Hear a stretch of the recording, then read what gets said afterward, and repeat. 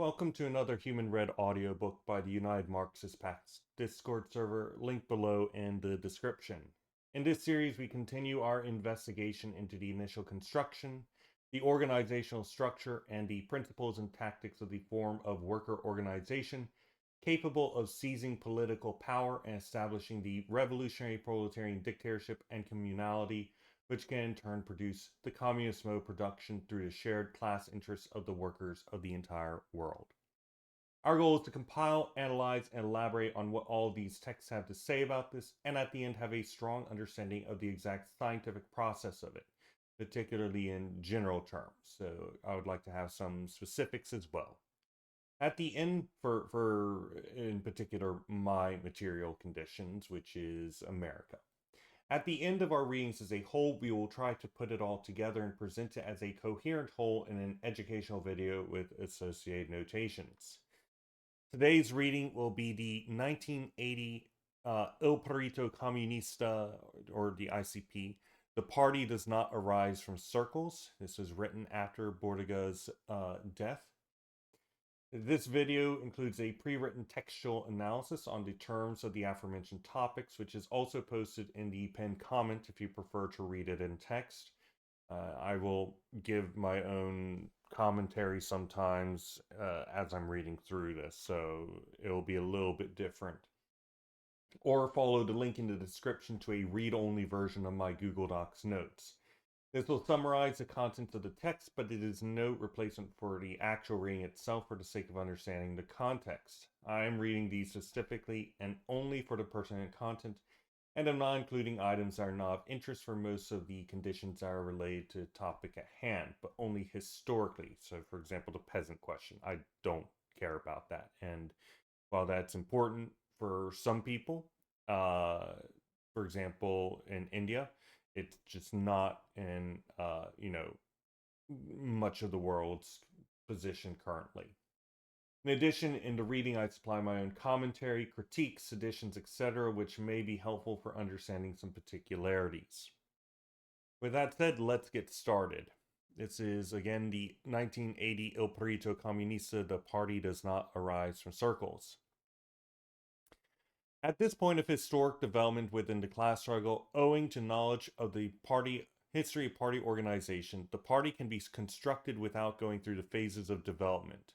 Going from Marx indicated in the development of the communist movement in the manifesto, wherein burgeoning worker movement started as individual workers or individual businesses workers attacking the means of production, to unions, to parties, or from small circles of intellectuals and student organizations and unions and their worker councils to eventually becoming the party.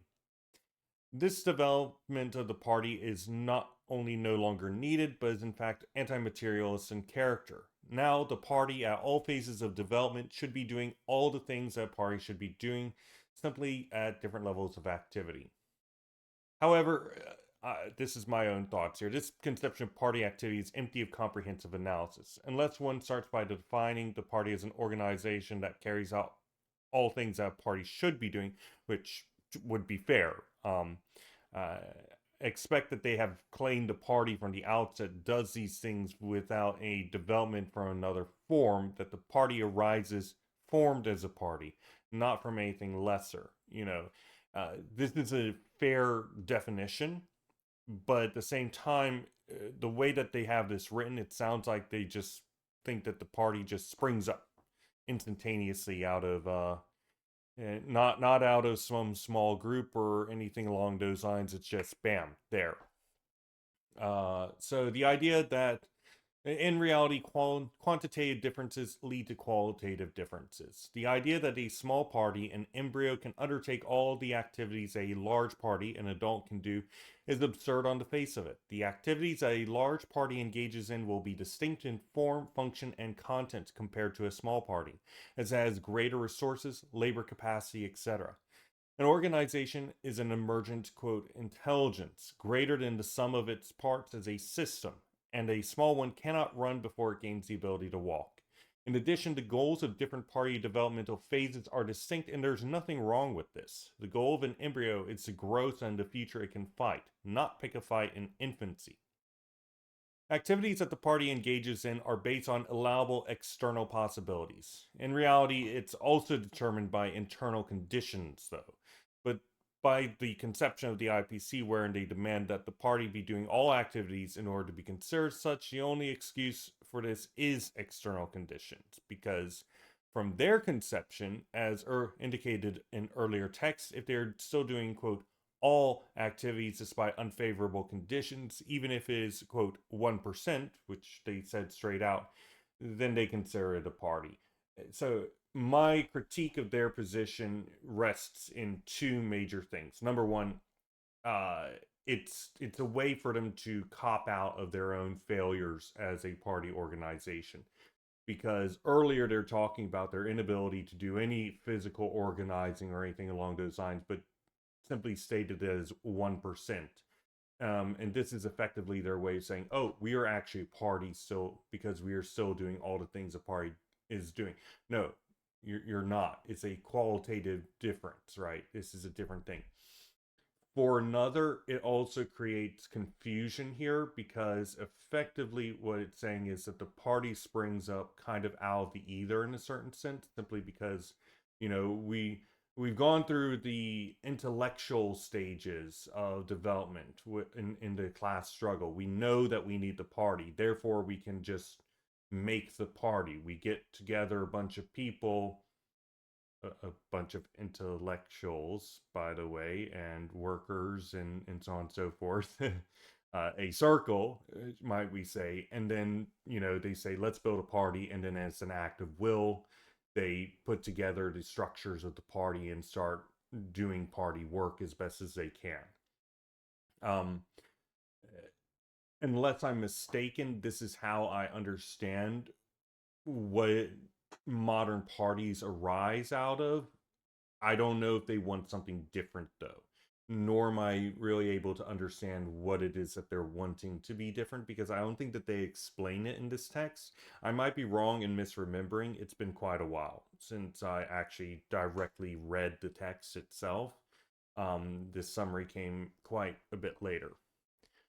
Putting that aside, the party needs to be entering into the life of the masses in the form of direct proletarian action, even when those movements attack communism. The party at all times needs to be aiming to move from activity to action and from propaganda to agitation and mobilization. It doesn't specify the distinction between propaganda and agitation here, but to my knowledge, propaganda is more directed educational material aimed at developing consciousness, whereas agitation is more broad calls to action. I do not believe that agitation is something necessarily superior to propaganda, and in fact, agitation can lead to the proletariat taking the wrong action, especially if the agitation is harnessed and redirected by bad actors, because slogans are easily corrupted. Now, I'm sure that they would argue that because their propagandists or agitators are so developed, and because the party is producing these things, they're not going to be easily corrupted. But I'm just gonna say, in my experience, these things just kind of, once they're in the air, they're very easily gobbled up. We only need to look at the development of the internet to know that. Even the most innocent of things can just be completely turned on their head in an instant. Okay. They also claim that the amount of labor and resources spent on the various types of activity of the party are not decided by willpower, but instead by external conditions dictated by the masses' activity. However, this viewpoint is hopelessly, myopic. Hopelessly. Yes, the party needs to continually hold and reserve resources in order to take advantage of shifts in the proletariat. However, if the party is to be an active agent of history, then it needs to be able to determine what kinds of resources it expends in order to carry out its duties of its own will, reflective of the proletariat and the developing struggle. These things are in relation. Your external condition and your internal activity are in relation to one another. And if you want to be an active force in historical development, then that means that you need to be taking action, and that's a factor of will in conjunction with the readiness that you have. So you can't just discount one thing here. All work carried out by the party aims to prepare it to translate the general into the specific when the conditions are ripe. When conditions are unfavorable, on the other hand, the party tests various activities it is supposed to do to remain as a party and determines the limitations within the situation.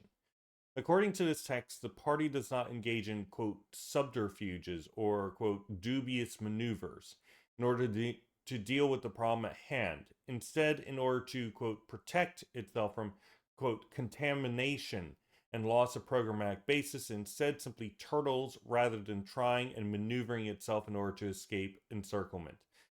This sort of activity might work if your organization is highly developed and robust and is able to wait out external pressure, but this is neither all parties nor most parties, frankly. Simply remaining fallow while under assault without succor will pretty much break any structure, you know. The party is not a castle in a siege, and nor should it be, nor can it be. You gotta be moving, you gotta be mobile. Continuing, the party aims to reduce the technical division of labor by way of having everyone move through all activities in the party functions. Sorry, I said that weird. Sorry. The party discourages people from having a personal, quote, vocation within it, pushing for everyone to work, for everyone working for within and at the behest of whatever the party needs at the time. At all times, the party seeks to break down specializations, technical positions, limitations, narrow mindedness, etc., instead, make it so everyone can spontaneously take whatever action is needed at any time. This also applies to each recursion of the party. They all need to do all activities of the party, not one thing in particular: theory, study, historical research, propaganda, proselytism, and trade union activity. All these activities are interconnected, and in order to develop the party and its center and periphery properly, all sections need to be carrying out all forms of activity in support of and in congress with all other recursions. All members of the party need to be involved in direct proletarian economic struggles, regardless of position, and in support of that, the party should have specialized organizational structures based on territories, distinct from specific workplaces. It does this with the intent to merge its life and activity with the proletariat rather than collapsing in on itself and losing its connection with the outside world. In turn, membership in the party is fully voluntary, and people in it should be within it due to agreement with the principles and activities of the party. The party must recognize and support all members, and all members should love all of their comrades, not favor some while excluding others. And I wanted to say to note, prefiguring communist society would, for instance, involve having free love, as Engels discussed in Origins of the Family. So yeah, that might be involved there. We need to be careful about the way we do this because historically, the reason why I brought this up in my notes, I'll come in and I'll edit this later, is historically there have been many problems within various communist parties of sexual assault and the like, owing to some of the dynamics inherent within organizations that are kind of outside of the mainstream. um, we kind of have to be careful with how we integrate this sort of stuff. This needs to be a comradely love. It needs to be uh, a willpower and stuff like that. We just need to be very careful with any sort of relations that could develop in an inappropriate way. Let's just put it like that. I don't want to get into too many details. I'll make some edits to this to be more clear here when I post this. Okay. The party itself is a conscientious organization with a strong knowledge of the conceptions of the membership and their beliefs and needs. However, in the text, there's a whole weird section on how science and rationality and the like is only done thanks to, quote, faith, passion, and feeling. They do themselves no favor continuing to sound like priests. I'm just going to say that once more. Thank you very much. Okay, they say that selection of forces within the hierarchy of technical functions emerges out of revolutionary struggle rather than being decided ahead of time. People simply take the action that they see necessary at a given time and carry it out to the best of their ability. In an associated manner, if a leader rises out of internal struggle rather than struggle against the external, then the party itself is weakened by having this leader rather than strengthened. In addition, within an organic structure, militants and those at the top of the functional hierarchy cannot arbitrarily interpret or give out instructions, order, or repression, etc. The limits to activities are clearly defined in the program, doctrine, and tactics of the party. The party itself needs to be dynamic and able to assume whatever form is best for the circumstances to directly oppose capital in order to support the proletariat. The arsenal of the party are its tactics, ideology, political and organizational structure, and it must use them all in the best way and time. The party remains on programmatic, quote, rails, despite changing at different phases of the revolutionary struggle. In support of this, the program needs to include shifts in the development of the struggle. It seems that the party must establish rules of operation that change at various phases of the class struggle. It does not say what these rules of operation include, how they are distinct from tactics, or their content. Given the use of the term, it is perhaps a way to continue calling organizations that are fetal and unable to carry out the activity of a fully developed party as a party on the grounds that they are carrying out the activities that the rules of operation indicate that they should. Either way, these rules of operation respond to specific requirements and organizational principles in order to not disrupt the underlying party structure. So, to be clear, like operations that the party would carry out would be things like agitation and propaganda, mass action mobilization, united front and alliance building, depending on the party tactics. Electoral and parliamentary work, again, depending on the party tactics, direct action and sabotage, international work, education, training, research, and analysis of the capitalist system and the class struggle and everything that's going on there. Rules and operation in this sense would likely mean statutes and bylaws, which these guys claim to not have, but they have it whether it's spoken or not. Decision making procedures, membership rights and responsibilities, disciplinary procedures, which the party claims to not need, or at least aim to not need. Financial management, how they divvy out resources and make those sorts of decisions. Communication and information, so use of party media and publication and agitation, stuff like that. Basically, when somebody's trying to carry on an operation like agitation, the rules that would govern how they would carry that out. Confidentiality and security, so principles of secret organization and so on and so forth, and international relations, how those are carried out and the limitations of them. Okay, back to the text. Apologies for the aside. Again, I'll probably come in and update these afterwards based on my explications here that I have come to realizations of while reading through, and based on other stuff that I've read at the same time, because some of these are, again, fairly old. I'm not sure what the specific requirements are, though.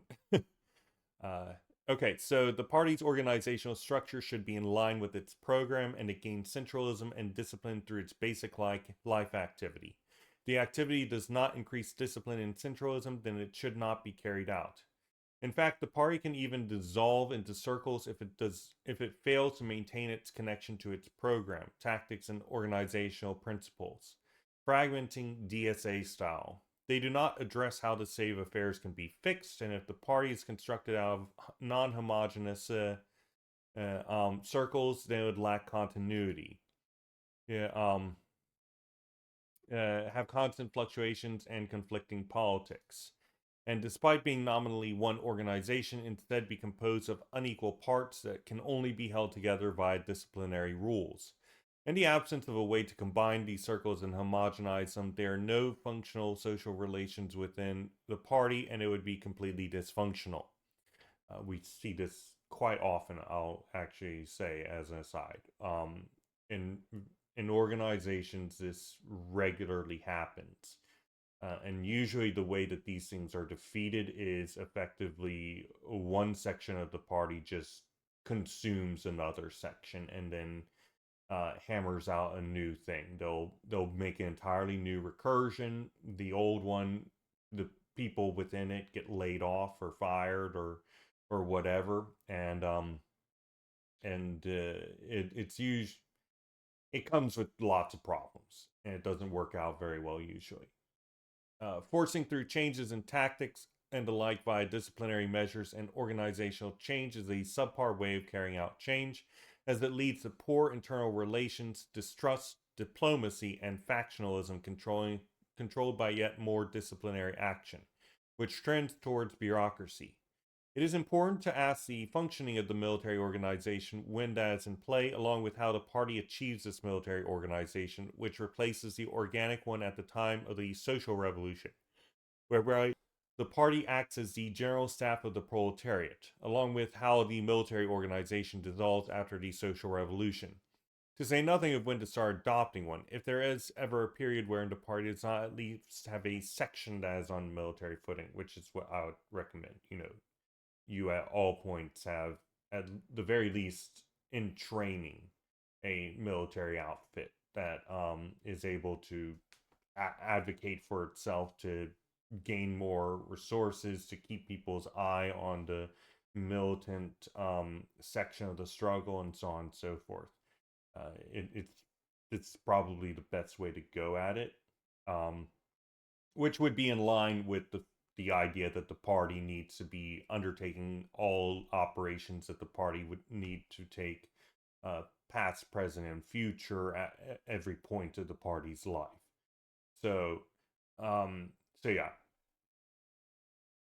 effectively, what this is saying is that the party needs to be able to do all the things that a party needs to do at all periods of its life, at all times. And uh, and how much this is will vary according to external conditions, but you just need to at least have the ability to swing into those other forms, which I agree with. But again, you know, quantity into quality. If you're only utilizing some small amount of resources in something, then you are in a qualitatively different stage. If only 1% of your resources are going into the actual going out and doing stuff, and 99% are in theory stuff, I don't think that you're really actually in any serious way carrying out those physical activities, regardless of how you feel about it. And Same with the military stuff. If you've only got, say, 5% of your resources, your labor force within your party or anything along those lines, engaging in uh, development of military organization, such, um, this is probably an acceptable thing when you're in early stages of development and you're busy arming yourself, and there's no indication that things will develop in such a way that you're able to make use of it. But until you start seeing serious amounts of resources going into that, and that means labor, that means theoretical works, that intellectual labor, right?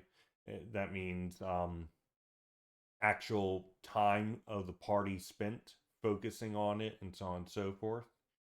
Uh, that that's just going to stay what amounts to a small militia, rather than reaching that qualitatively distinct form of an actual industrial army, which is what you're going to be aiming for at the end of it all. So just keep that in mind. Quantitative leading to qualitative. You need to be balancing your effective budget within your party organization so as to allow everything to develop at the proper rate in accordance to the external conditions. And you should be aiming to make it so your party is able to swing into basically any duty it needs to carry out in a dynamic manner. And next up, we're going to be starting the actual reading of this. Thanks for sticking around for my ramblings outside of this, and I hope that you enjoy my larger reading. I think that there's some misunderstandings I had with this text, and the one after this in particular, which I think I cleaned up in my summary of it. I apologize if I don't present these the way that they should be within the ICP tradition. For all that I disagree with significant amounts of what they have to say, I don't want to misrepresent it. So let's get started with reading it. This is the International Communist Party, the Il Partito Comunistas. The party does not arise from circles, from their series on organic centralism. So it has a presentation from 2017 as a preface, and then sections Tenacious and Coherent Party Activity, Activity and Action, Organization and Discipline, Who Benefits, A Harsh Lesson for All, The Principles of Organization, and From Party to Circles. Let's get right into it. The presentation from 2017. The article that we have republished here was written in 1980, a little more than 6 years after our separation from a party in which many of us had served since its birth. It concerns a maneuver that we regard as shabby, to which the article returns in the final section. Its publication was prompted by nonsensical assertion by our former comrades, according to which up until the moment we had passed through a phase of circles, and now it was time to build the real party. But the article is in general a clear reaffirmation of the fundamental principles underpinning the very existence of the communist organization, of the way it works, and of the relationships between comrades, all vital aspects of our very existence as a revolutionary political organ. In the assertion referred to above, they spoke about a revolutionary camp to be filtered in order to provide the materials for the construction of the mass party. In practice, this operation would obviously mean reducing our party to a circle or collection of circles, whose only concern would have been the elaboration of theory. In this regard, they recalled the Bolshevik experience, which, as a matter of fact, had something to do with circles. But the similarity stops there. It is true that in the late 19th century, due to Tsar's repression, larger organizations had been dispersed and the socialists were forced to meet only locally without connections. This had resulted in obviously heterogeneous groups, with the most varied theories. They were in most cases sincere socialists who wanted to fight to overthrow Tsarism and capitalism. But, in contrast to the various low-life political hacks would have you believe, Lenin never did any filtering. He did not make compromises with regard to theory or tactics in order to build the party. On the contrary, he always hammered away on the intransigence of original and monolithic Marxism, the, quote, granite foundation of theory, he writes in Left-Wing Communism, an infantile disorder. A doctrine he knew perfectly, as witnessed by his theoretical and polemical writings of those years. There had in fact been a revolutionary camp in existence, which Lenin contributed to greatly in accompanying its maturation into a centralized and disciplined party, inspired by the unique doctrine and unique communist program, which was a guide to the October Revolution. Even before then, revolutionary theory has never arisen from filtering, that is to say, rummaging through different groups, non-1848, non-1903. It was not so for a left current in the Italian Socialist Party, which since its establishment at the point of war of 1914 to 18 boasted theoretical bases perfectly in line with Marx, as well as with Lenin, who we still did not know at that point. To think in 1980 that it was possible to bring groups and organizations drawn from areas of bourgeois rebellion over to correct Marxist doctrine, assuming that one possessed this, groups that always swarm around the Communist Party, and to get them to accept Marxist teaching by virtue of who knows what tricks and maneuvers, was just anti-Marxist wishful thinking. It was opportunism. It was claimed that the intention was only to sift through these groups, but the real effect was to allow the party to be filtered, reducing it to a circle amongst a circle. Okay. Basically, what they're talking about is, for example, right now on campus, on college campuses in America, especially in Columbia right now, University of Columbia, there are significant uh, protests going on against settler colonialism by the Zionist fascists, right? They're saying that if we as a party went in and sought to draw members from this organizing group that's engaging in this struggle over to the Communist Party, by way of speaking to their members and trying to convince them and whatnot, that it would be opportunism because it would somehow actually filter the Communist Party. I'm not entirely certain of their mindset here. Maybe they'll explain it later down. But I thought one of the principal things that we were supposed to be doing, according to Lenin and the Third International, was entering into, well, of course, these guys are to the left, quote unquote, of the Third International, entering into various groups and doing entryism into various direct proletarian organizations and bringing membership to our side, right? Now, these guys do specify areas of bourgeois rebellion. Um, and this could be, for example, uh, let's say the hippie movement, right? Um, which is very much a utopian socialist thing run by petty bourgeois students and parents of those students and whatnot. But I don't think I agree with this in this current explanation. We'll see if they can change my mind. Continuing. Hence the article, which in accordance with our method offers very little in way of polemics, but positively reaffirms the fundamental characteristics of the Communist Party as ever. Okay, so they're saying they're not going to explain and support their position. They're just going to say, oh, well, this is the Communist Party. Already in 1980, the years that had passed since our expulsion had proven these to be undeniable for holding the straight course that leads to a proletarian revolution. This is 2017.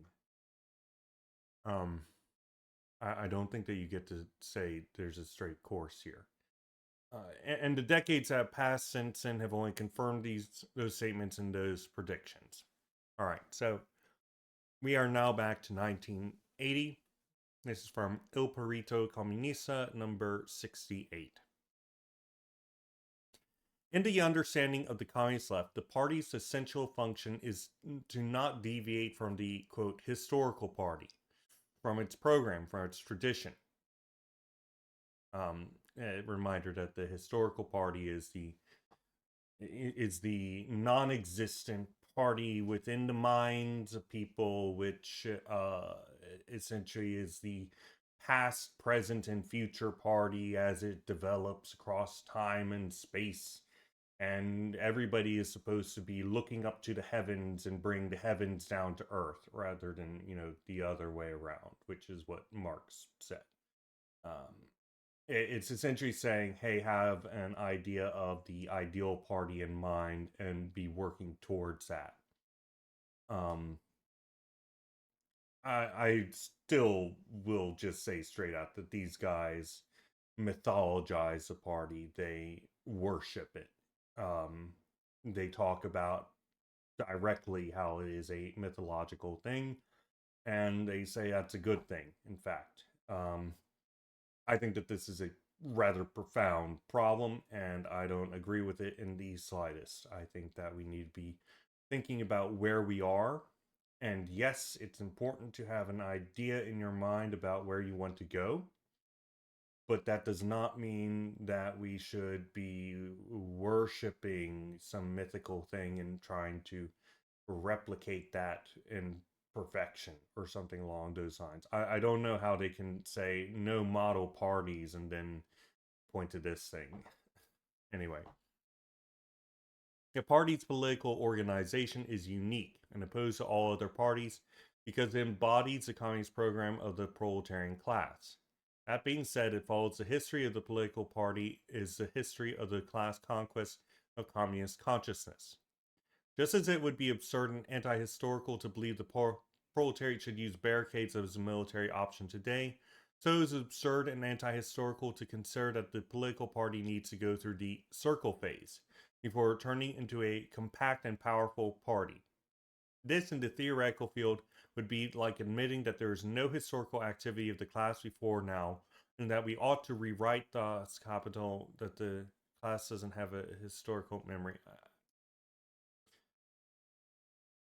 I don't understand this part, but I think what they're saying here is that the idea that we need to undergo a circle phase, as in, going in many different places and picking members out of those groups and then codifying the Communist Party out of those groups and its members, which I agree is not necessary. The circle phase was typical of late 19th century Russia, and that is why Lenin took the German Social Democratic Party, SPD, as a model in order to unify the Russian socialist circles into one national political party. It has no equivalent in the contemporary industrially developed world. Since the world proletariat now has a rich history behind it in all fields, it doesn't need to start afresh every time it suffers a defeat. Besides which, this would be inconsistent with the centralization, development, and concentration of productive forces, from which there arises almost automatically the need for a party, which is 1,000 times more centralized not only in organizational sense, but also in terms of its theoretical activity.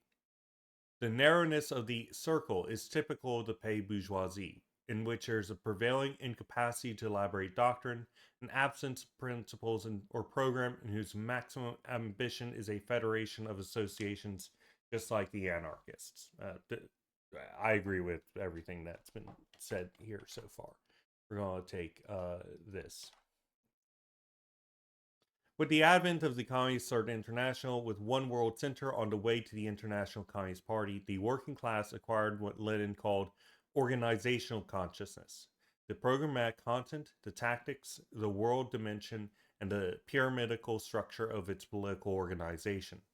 The communist left, after the destruction of the Comintern, is the latter's, the pyramidal structure of the political organization, custodian.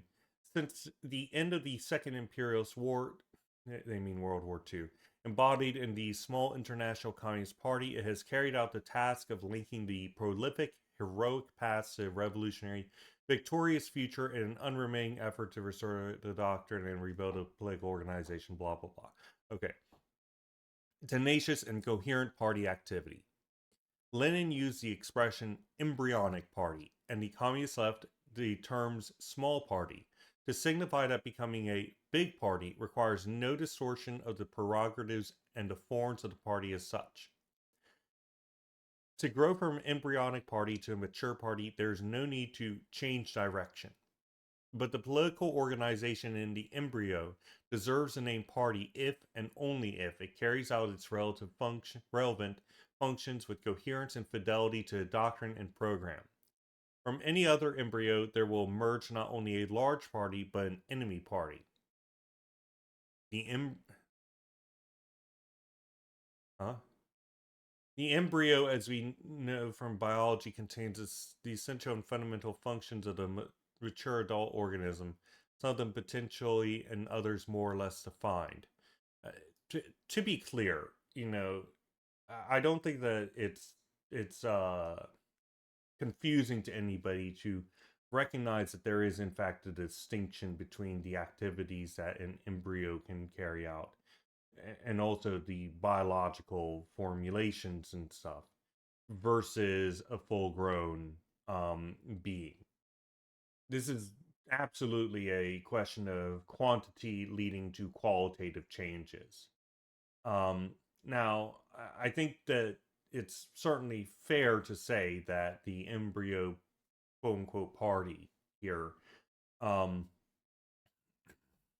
can carry out the coherence, and it functions with coherence and fidelity to the doctrine of its program as an embryo party. But it can't carry out the same sort of tasks, functions, and whatnot as a full grown party. This simply by having the numbers, having the wealth of resources, the ability to obtain dual power and strength over material regions and stuff like that creates fundamentally distinct um you know functions. It creates fundamentally qualitatively different characteristics. So I don't really think that you can say, oh, these things are carrying out the same functions. They really aren't. And I don't think that it's wrong to say that they're doing different things. The goal of the embryo party should be to grow, it should be to develop and take control of resources, take control over potential labor, to take control over all these different things with the intent of being able to engage in further and higher levels of engagement with historical effort, right? So I don't really agree with this position to just say, oh, well, they can both be called a party. Sure, they can be called a party in a certain sense, but they're not the same thing. And you shouldn't make a mistake in thinking that.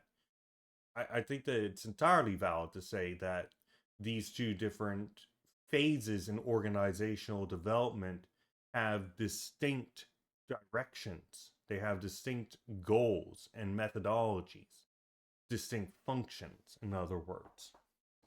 So let's continue, but here they're going to justify this position.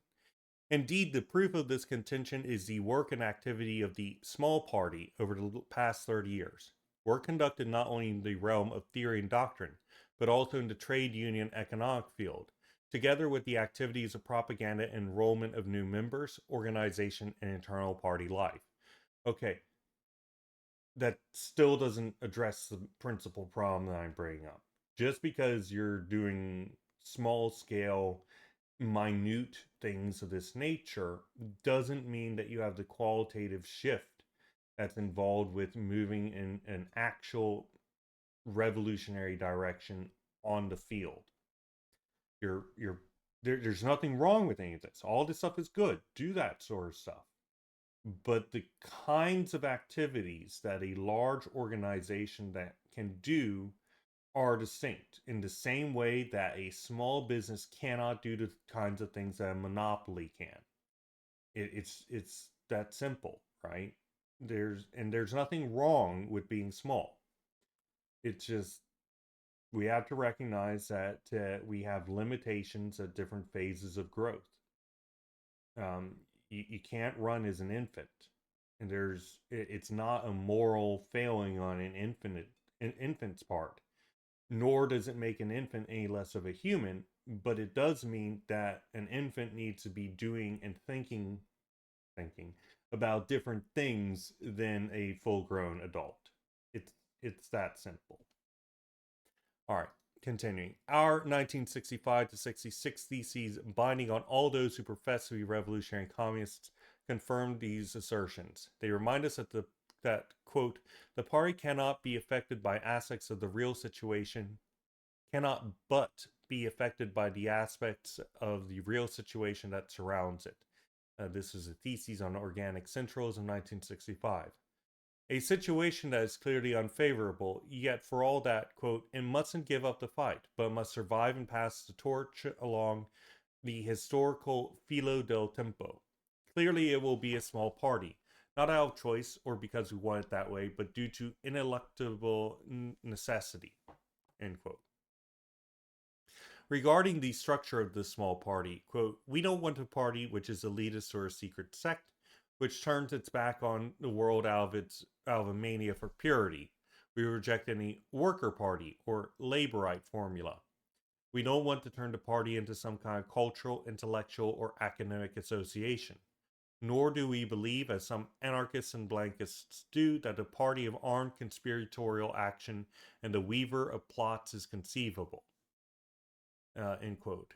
The fact that over a long period we have had to invest most of our energy in taking action to combat, quote, falsifications and destruction of theory and sound doctrine, end quote, is no reason to erect a barrier between theory and practical action. Since if taken too far, we would end up destroying ourselves and all the principles we base ourselves on, end quote. And then, quote, again, this is just massive quotes, so I'm not going to bother saying that. We lay claim, therefore, to all appropriate forms of activity at the propitious moment, to the extent that they are allowed by the real bounds of force. And not only do we lay claim to them, but wherever material conditions permit, we put them into practice. Everywhere and without exception, party life must be complemented by an unceasing effort to enter into the life of the masses, and even into those expressions of it influenced by initiatives opposed to ours. In many regions, the party now has behind it a notable activity in the economic union field, although it is always bound to encounter serious difficulties and hostile forces which are greater than ours, at least in a statistical sense. Okay. Grab this.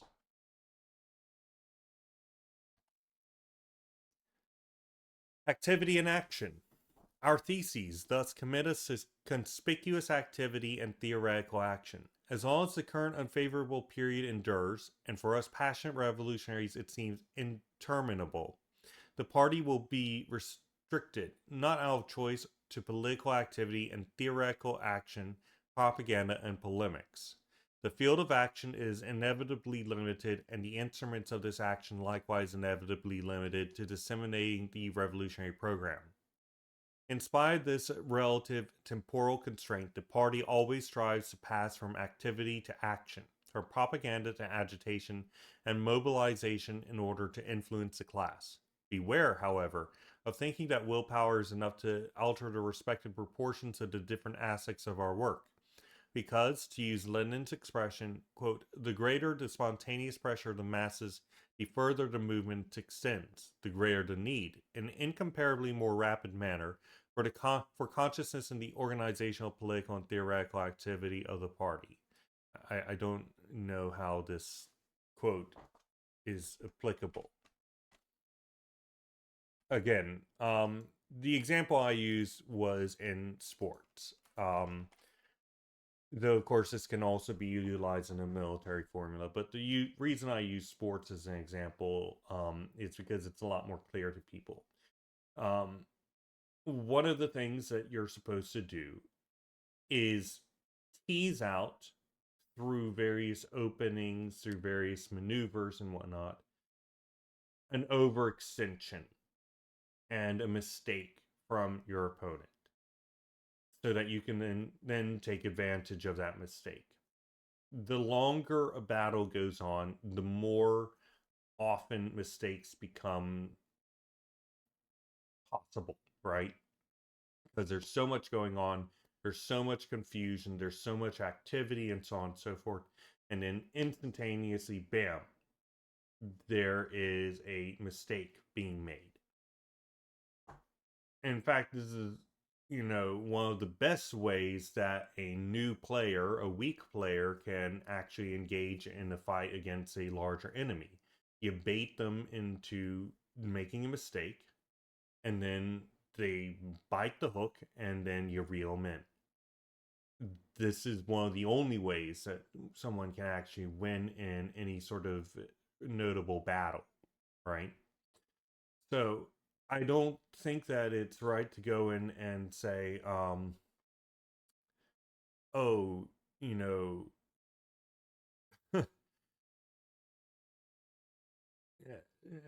to say that, well, okay, sorry, this is talking about proportions. The example, so this is talking about the proportions. So, they had been bragging before about how 99% of their activity was pure theoretical work. the other time, and then they're excusing it behind, oh well, conditions just wouldn't allow it. It's like, no, bro, that's not how that works. Um, but the reason why I brought that up is because in the Communist Party, in the theory of the left or whatever, they're like, oh yes, willpower isn't enough to change the external, and no, that's not right, because absolutely, as a force of will, that's the entire point. Cause the enemy to overextend and then take advantage of it. And in addition, this idea that, oh yeah, you can't through willpower alter the respective proportions in different aspects of our work. So for example, between party activity and theoretical development versus party activity and actual being on the ground, you can absolutely, through force of will and whatnot, go in and get engaged with far more organizational movement. What they seem to be wanting is the perfect movements on the ground to get involved in, and only those movements, and get involved with them only in the way that they have determined is effective and proper. I'm sorry, but that's not going to cut it.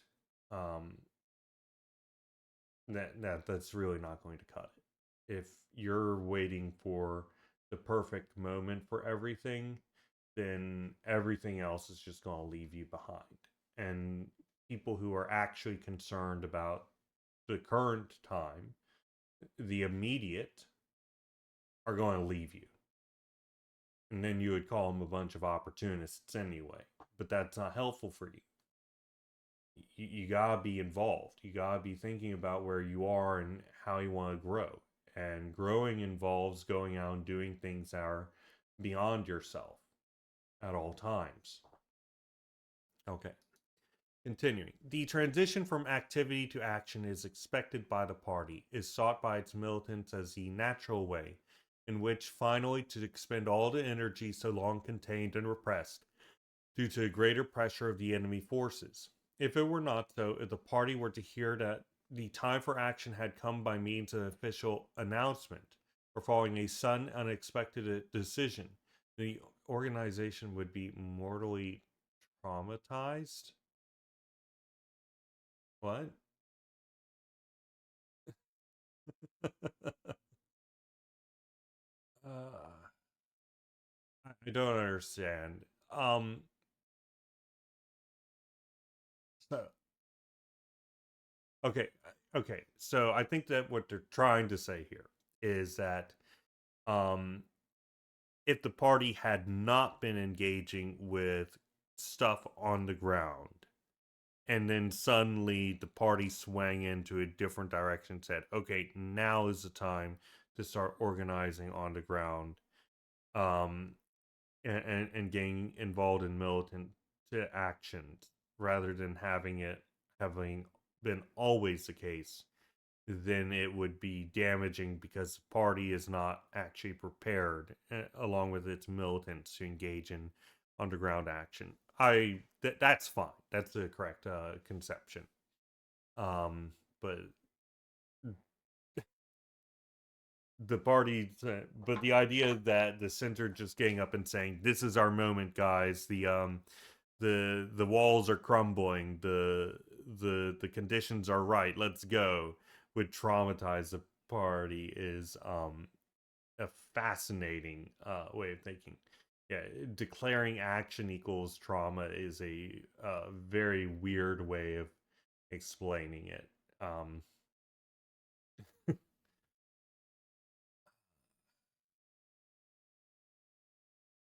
all right. Continuing. All the work carried out by the party, externally and above all internally, is intended to prepare its small organization for the opportunity to translate its formidable historical program into precise and specific political acts. For example, when the conditions are right. For as long as the material conditions remain unfavorable, the preparation of the party consists in testing how open these conditions are for party activity, non-resorting to simple subterfuges or dubious maneuvers, which in the end would only leave the party itself open to penetration by the enemy's subterfuges and maneuvers. No. Sitting tight is not a way to defend yourself. Turtling is not a way to defend yourself from subterfuge and maneuvers. You're basically saying, oh, because we effectively stop movement, but our circling enemy ceases to do so. No, what ends up happening is the enemy surrounds you and then builds up all these sorts of defenses around you so that you can never get out. Movement is life. This idea that you don't go in and try to break your encirclement is just I don't understand.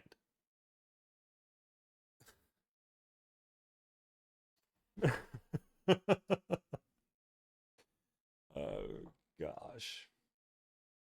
They just want to excuse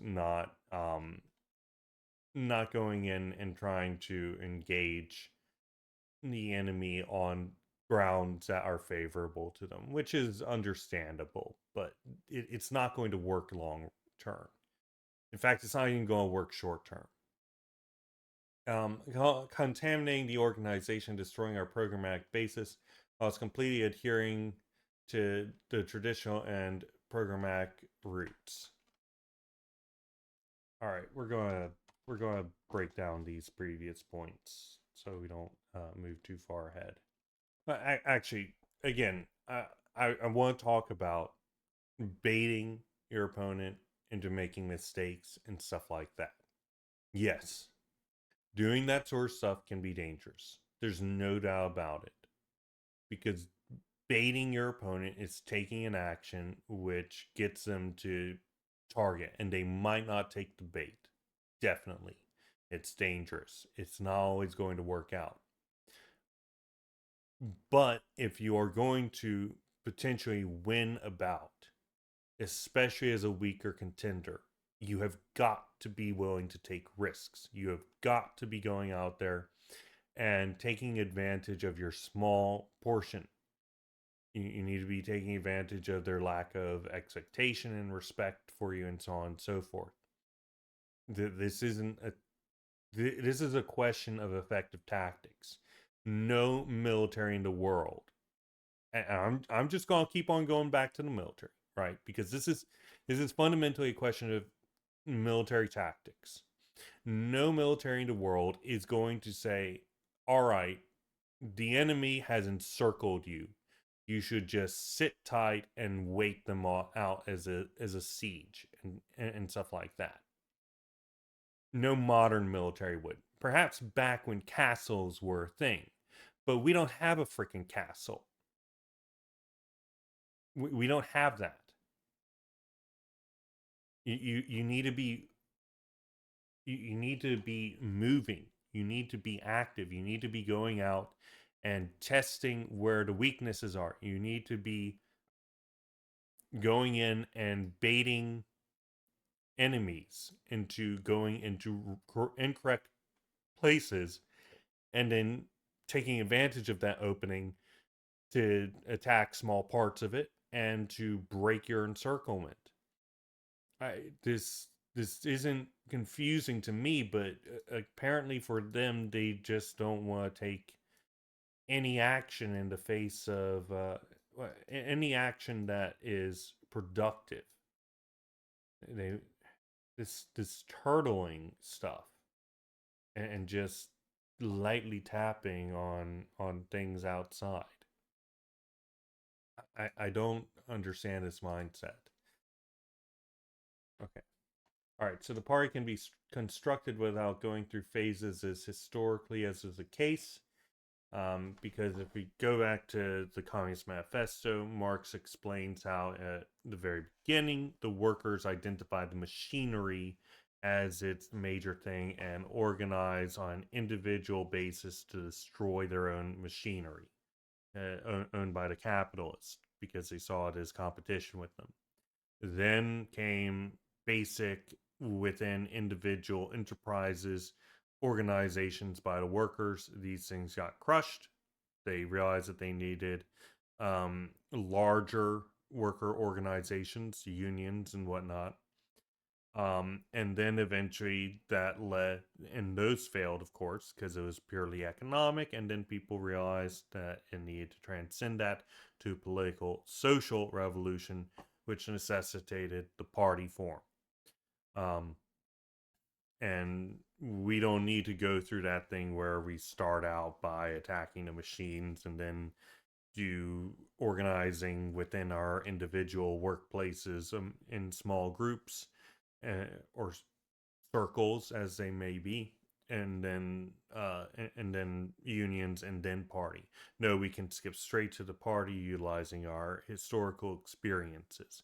We don't need to retire anything. We don't need to rewrite capital, as they said. I think I understand that statement better now.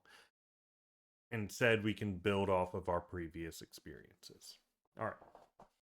So the party at all phases of development should be doing all the things that a party should be doing, simply at different levels of activity. And then I say, note, quantity leading to qualitative differences. The idea that a small party, an embryo, can undertake all the activities a large party, an adult, can do is absurd on the face of it. The activities that a large party does will be distinct in form, function, and content compared to a small party, as it has greater resources, labor amounts, etc. An organization is an emergent quote unquote intelligence, greater than the sum of its parts, and a small one cannot run before it gains the ability to walk. In addition, the goals of differing party developmental phases are distinct, and there is nothing wrong with this. Goal of an embryo is to grow, not pick fun. Again, if we're talking about embryos, an infant's not supposed to pick a fight. There's nothing wrong with that. All right. All right. So activities that the party engages in are based on allowable external possibilities. So I would argue internal, because again, simply by sheer size, there's going to be a distinction. But okay. But these guys don't accept this, as they want the party to be in. Basically, they define the party by whether or not it does these things, right? And a party, even in a party, or sorry, an organization, let's just say it like that, that is not doing these things, they don't define as a party, embryonic or otherwise. Um, and I think that there's a conception out of this that effectively a party cannot arise, or does not arise from circles, cannot arise from something that is not already instantly doing all these things. Um, so in effect, the party just pops up instantaneously doing all these activities. Um, and I'm not exactly sure where they think it pops up out of. Um, I don't know. They might be saying that just is created by members of the proletariat spontaneously. But no, then, because the party, the whole idea is that people utilize theory in order to create the party, because they've learned from history. So I don't know. Um, but they also say if they're still doing these activities despite unfavorable conditions, even if 1% of activity is one of the things the party is supposed to be doing, they consider a party, and that's in reference to previous reading. The party needs to be entering into the life of the masses in the form of direct proletarian action, even when these movements attack communism. So, even at conservative rallies and stuff like that, we should be going out there and reaching out to these people and trying to convince them and get involved for the support of the actual and direct interests of the proletariat. Uh, okay. That doesn't mean, of course, supporting anything that the conservatives are saying in the social sphere or anything along those lines. What does mean is going in and supporting even backwards trade unions and whatnot for their immediate economic desires and needs. Um, and of course, things that are not helpful for the communist movement, which would include progressive politics and whatnot. Okay, next up. All right, so the party aims to move from activity to action and from propaganda to agitation. Why? I don't know. Propaganda is focused towards groups, like propaganda directed towards members of the proletariat. Agitation, or for example, to auto workers, right? Propaganda might be dedicated specifically to some particular group. Agitation is more wide scale. It's more like all power to the Soviets is an example of an agitation.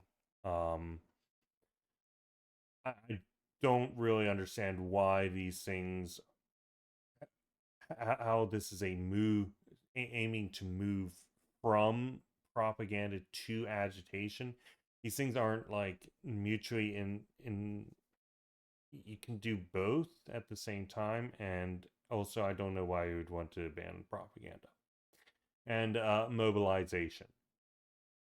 Then the amount of labor and resources spent on the various types of activity of the party are not decided by willpower, but instead by external conditions dictated by the masses' activity. So, again, this is fucking stupid. The party can absolutely determine what kind of resources it expends, and it needs to in order to function. And if you're weighing only for the perfect moments dictated by books and history, then history will leave you behind and you will not be in any books. Let me just tell you that much. Because if you're simply waiting for a historical moment to come, then you're not going to be in a position to take advantage of it. You need to be an active force in working to help shape history. This is this is Marx. This is straight out. Men. Hold on.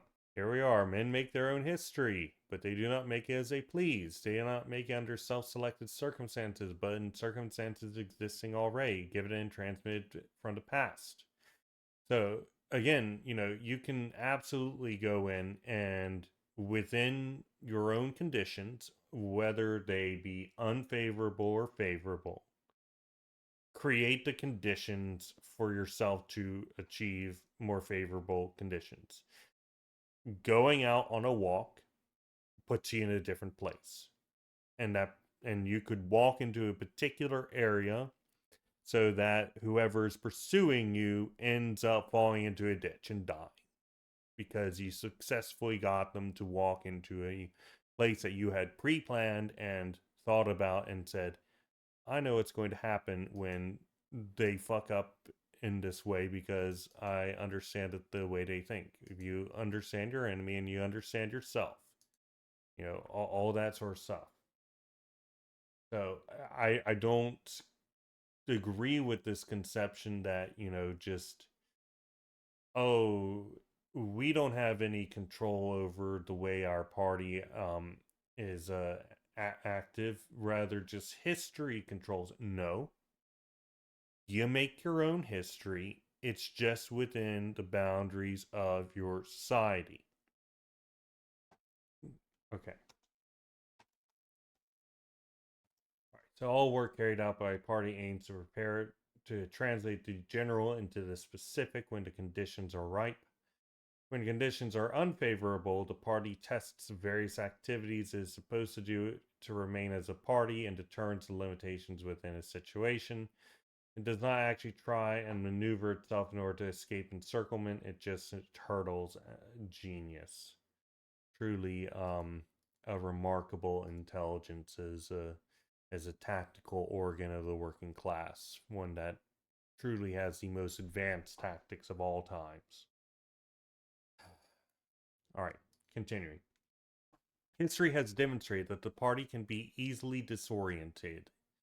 It would be enough to confront it with an abrupt maneuver, to assail with a last-minute discovery, for example of a revolutionary milieu outside the party, as a consequence a willingness to embrace the swarms of pseudo-revolutionary crackpots in student and academic circles in the world of the spineless middle classes. This would be enough to demolish decades of hard work, or, at best, given that the error could be rectified, to delay or compromise the preparation of the party and its growth.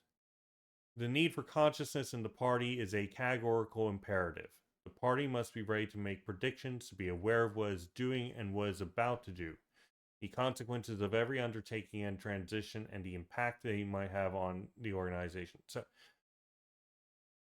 I just have a quick question. What if this was made 10 minutes ago? You know, at what point does it become we have predicted that there's going to be an upsurge of petty bourgeois movement, and if we do such and such, then such and such will occur, and it'll have these impacts on the organization. At what point does this last minute discovery cease being last minute? Is there a time frame here? Is there, some sort of statute? Obviously not. So, how, because they don't like the idea of statutes. So, how is it that one puts forward changes in tactics? Oh, that's right. You're not supposed to have them. My bad. Does that mean that you're unable to respond to any changes in conditions to be able to go in and identify, you know, some group here doing something and another group there doing another thing? I mean, if you can't even identify these things, if you can't say, here's what we're going to do in response to them and the changing circumstances, then are you really predicting anything? I don't think so. You're kind of establishing yourself as outside of history, outside of reality. Um, I don't really understand what they're aiming for here in the mindset. All right. Continuing. Uh, the party's theoretical action is also political activity in the sense that we would have used theoretical elaboration as a weapon whose organs of diffusion are the newspaper and the militants themselves, by means of which the party puts itself in physical contact with the class and the direct conflict with the false ideologies, the false parties, and the trade unions. Our contact with the class and our confrontation with the enemy, as our theses show, extend by virtue of this constant action and are aligned with the maturation of the crisis of capitalism. Okay.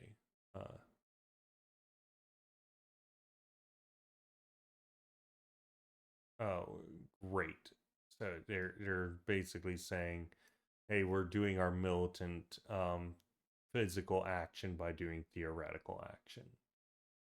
Um, this I suppose this is how they eventually go and say, oh, yes, we are actually acting as a militant organization despite not going out there and doing physical militant stuff.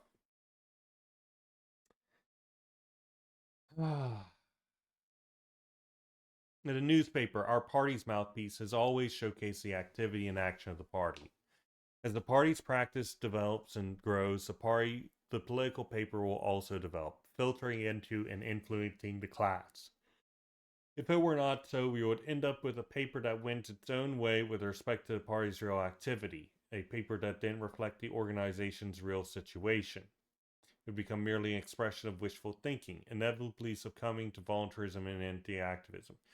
Or perhaps, maybe publishing everything you're doing is terrible for operational security and makes it extremely easy to counter whatever you're doing. So it's probably a better idea not to go in and just tell the world what exactly is going on in there, or the various people that are involved with things and stuff. I mean, maybe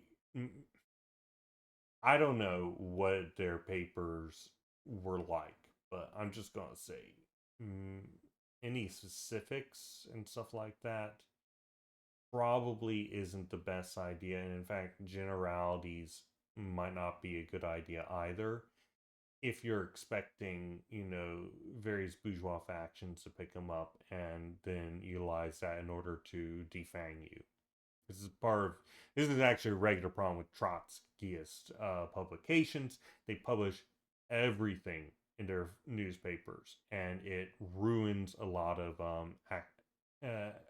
activities um, that were supposed to be secretive by militant organizations. This is really common back in South America. In fact, there's all sorts of militant organizations that were trying to do stuff on the down low, and then the Trotskyists would fucking publish them in their newspapers, and everything would just get blown open.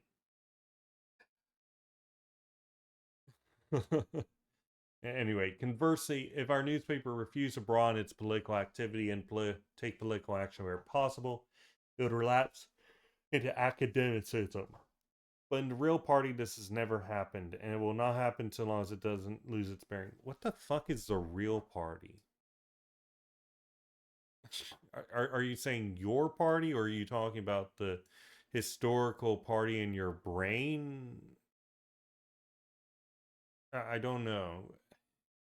Anyway, this is why no credence can be given to the theory of the circle phase, which our party is allegedly going through and hasn't yet completed. A convenient theory of our for detractors to justify their false steps, their twists and turns and fair reverse, blah blah blah. And there's now an enviable organizational efficiency in the fields of activity and action. Our detractors have not hesitated to use their maneuvers to split the small party with the aim of throwing it into incomprehension and perplexity. So all right, so they are complaining that other people don't accept them as existing as a party, despite being a very tiny organization, because they say, "Oh yes, we're doing all the things organizations do." By the way, we also consider publication of newspapers to be militant, physical organizing, because we're uh, fighting against the incorrect positions.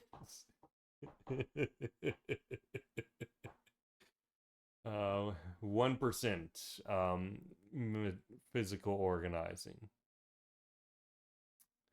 All right. It is too easy. Organization discipline. It is too easy to state, quote, well, it has happened, and even if we are wrong, we can't turn back, end quote. To theorize the circle phase and then act as if one were building the great party leads directly to the notion that the party will expand and develop beyond its current parameter, not based on the strength of activity proper to it, but by virtue of the circles. No, these things are not necessarily one and the same. That is through wheeling and dealing with pay bourgeois milieu, where the circles originate. Getting people to believe these false constructions serves to justify the organized. I'm not saying I disagree with them in the content, or at least the effective results of what they're saying. I'm saying that their reasoning is not applicable. It's not a logical deduction. Their explanation does not work because what they're saying here, and this is a regular thing with these guys, they'll say something that is generally correct, but their ex once you get to the conclusion, but the explanation behind it just does not work. It doesn't follow. So they're arguing that theorizing that party organization comes out of small groups of individual interests, like, for example, a feminist group, a student organization, a youth organization, a trade union organization, and then the various people within them say, we need to elevate ourselves beyond that. Let's make the political class party and let's make a communist party, right? Um, and they're saying that the idea that there's a circle phase of this character um leads to the idea that it's the strength of the original organizations that fuse, or the members of them leave them, or and join the and create the party, or something along those lines, is what determines the strength of the party. But this doesn't follow in the slightest. This is an empty argument. I don't understand how they've reached this conclusion out of these premises, right? It's a completely unconnected thing. In fact, the stronger that in this sense, the stronger that a circle is, the weaker the party will be, because the members of that circle will say, hey, we're being effective as our current organization, so why would we bother leaving it, right? Why would we bother building a different thing? So, this doesn't make sense at all. All right. Getting people to believe these false constructions serves to justify the organization's bureaucratization, the use of coercion in the internal life of the party, transforming discipline into control, party from on high, without which, in fact, the circles cannot be held together.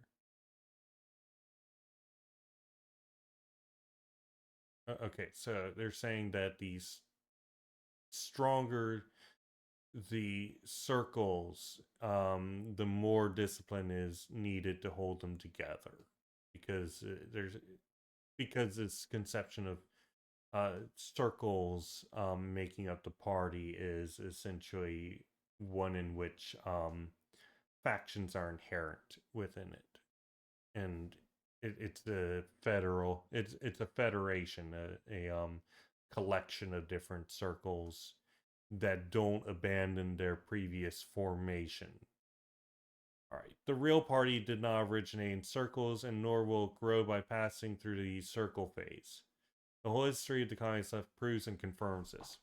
Even if, for the sake of argument, we admit that the party had gone through or still going through the circle phase, it would still be wrong to maintain that the circle phase can be overcome by means of organizational expedients, by resorting to discipline, by using innovations of the political newspaper variety, as if Lenin had operated in the fields of organization, activity, and discipline without first concentrating his fire on all the falsifications of socialism spread by the economists, all the other socialist groups at the time. Um, but if I remember correctly, he absolutely did. The party split multiple times. He threatened to leave multiple times.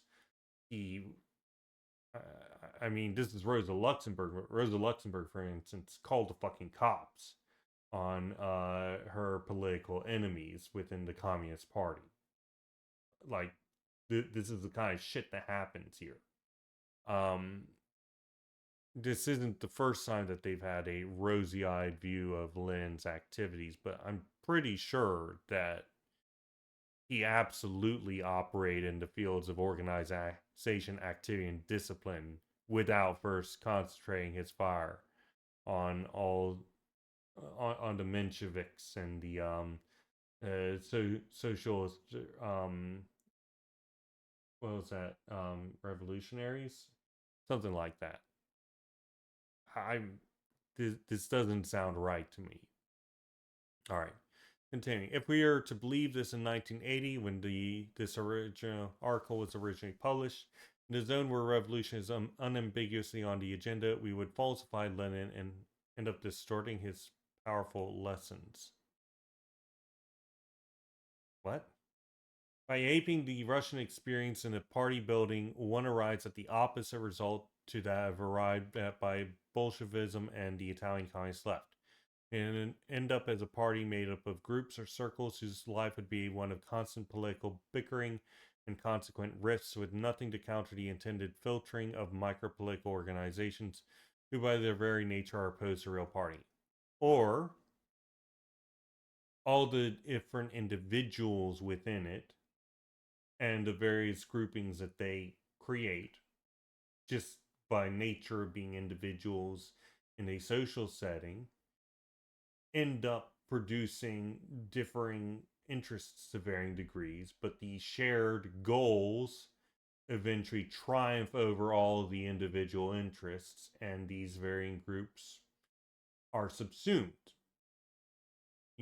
That's the other way of looking at it. There's nothing to say that there's only one conclusion from this. I don't think that they can make this claim.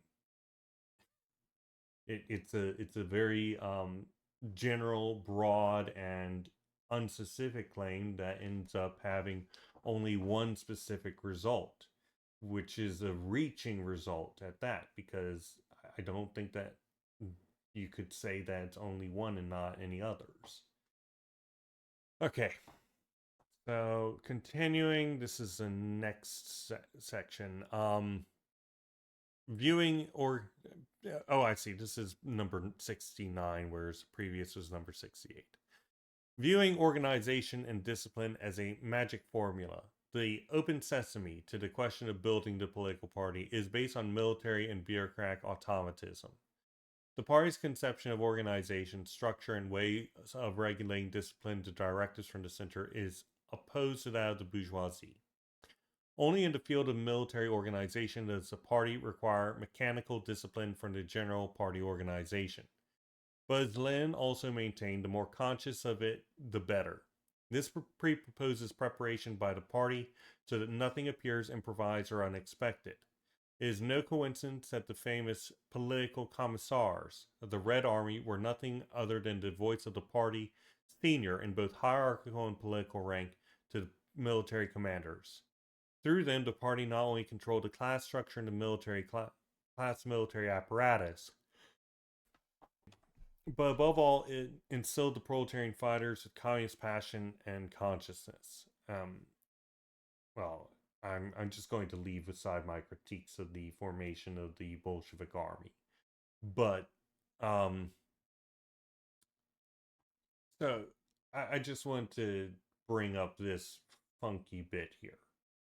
They talk a lot about, oh, the party is at all phases of history and stuff, but then they make this curious distinction between the phases of organic centralist organizing and the military organizing. And I brought this up before in the Communist Party and the tradition of the left. I don't think that you can just go in and really make this strong, instantaneous distinction between, oh, we were we were organic centralist, but now the time has come to arm the proletariat, and we are now doing strict military hierarchical formalizations and stuff, right? I don't think that you can really do this. Especially given that your party at all times needs to be preparing for this moment. If we are to accept their conception that you can't spring things on the members of the party because it disorganizes and confuses people and stuff like that. in effect, the party would have to be always moving towards this military organization.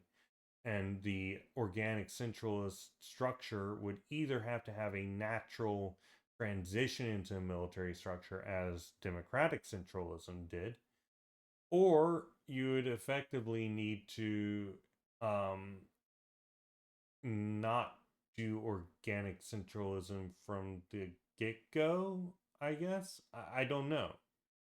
Um, so I really question. I really question whether or not you can make this strong distinction, where it's like, oh yes, it's a magic formula, um, based on military and bureaucratic automatism, whatever automatism means in this case. Um, Performance of action without conscious thought or intention.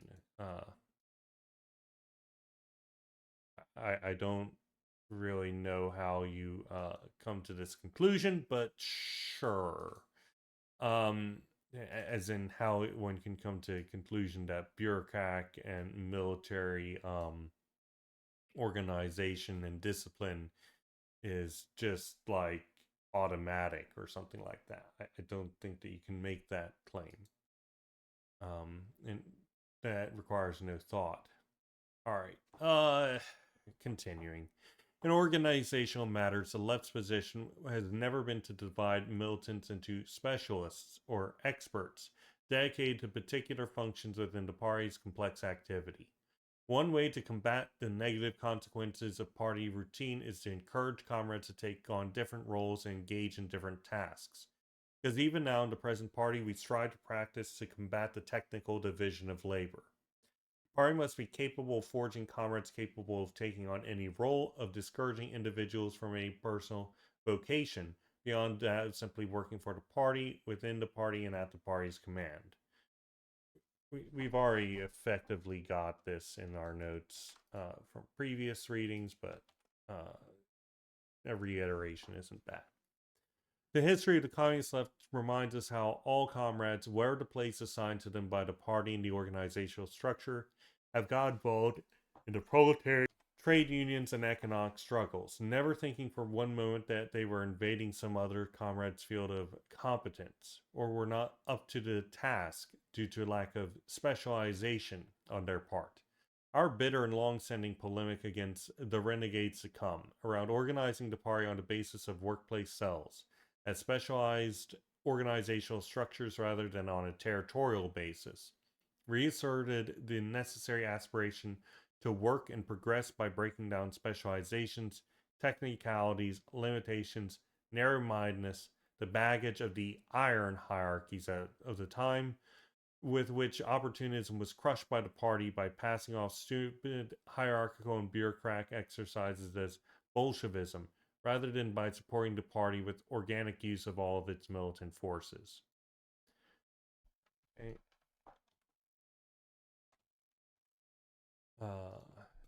In transposing Lenin's powerful lessons on the building of the political organization to today, one cannot disregard the historical processes that have occurred since the October Revolution and the Third International, the high points of the global revolutionary proletariat's historical experience.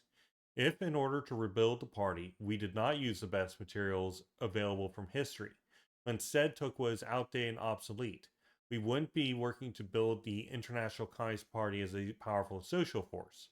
Rather, we would be building an abortion of a party, a political organization that would hinder the rebirth of the party. Transferring the question to the fields of tactics would be like applying the operational models of party action that were appropriate to the phase of double revolution to the single revolution phase. Okay. Um, in line with this correct principle of historical and dialectical determinism, this conception of determinism, this isn't in Marx. Why do they keep... Okay. Moving forward. We have been fighting for more than 56 years to build a single world communist party, and you're at the point where people are hesitating to even call you a party because you're so fucking tiny. Not a new version of the Communist League or International Workers Association. Revolutionary class oriented in 1848 and 1866. Utopias, if not actually reactionary, or at least a dubious origin in 1980.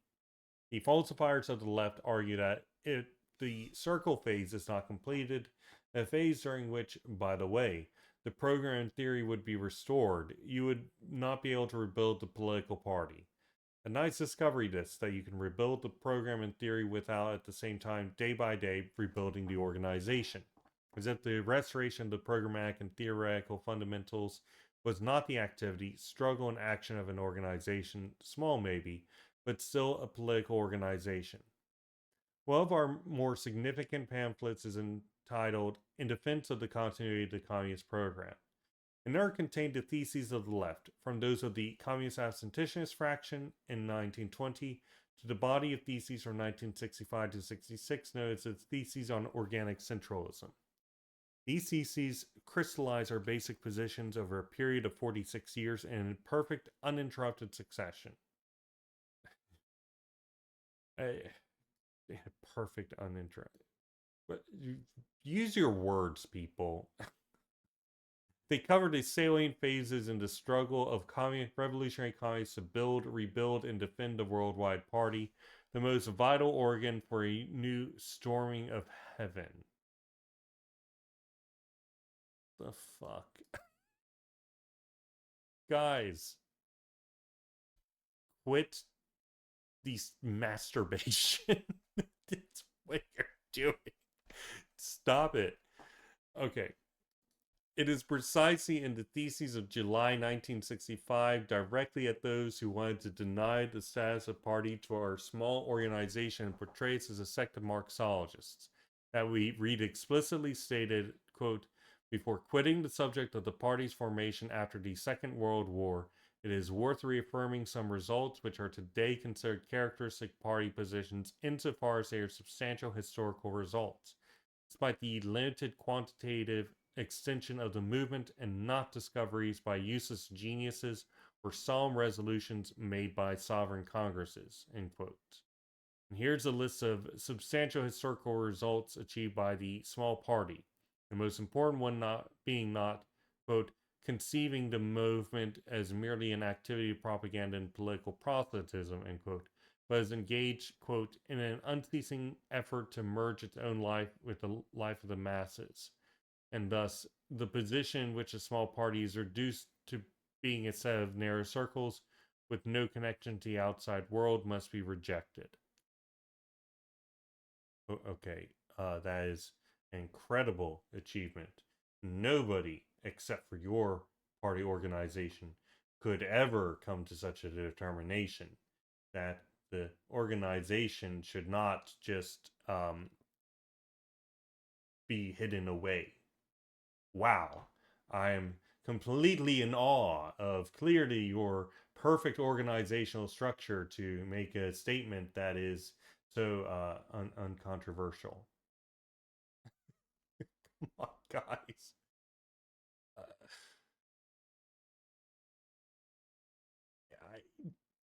I don't know. Are you bragging here? I don't understand. I don't understand. All right. And finally, there's the preemptory reminder not to split the organization, not to, quote, subdivide the party or its local groupings into watertight compartments that are only active in one field, whether theory, study, historical research, propaganda, proselytism, or trade union activity. This is because the very essence of our theory and our history is that these various fields are totally inseparable, in principle accessible to each and every comrade. The comprehensive positions sound a form of theses that is in a positive way do not constitute a nice, elegantly bound book to stick in a library, or rules of practical life which as the small organization takes shape and gets stronger, the more fights it asserts, implement, and defend them against enemies and false friends.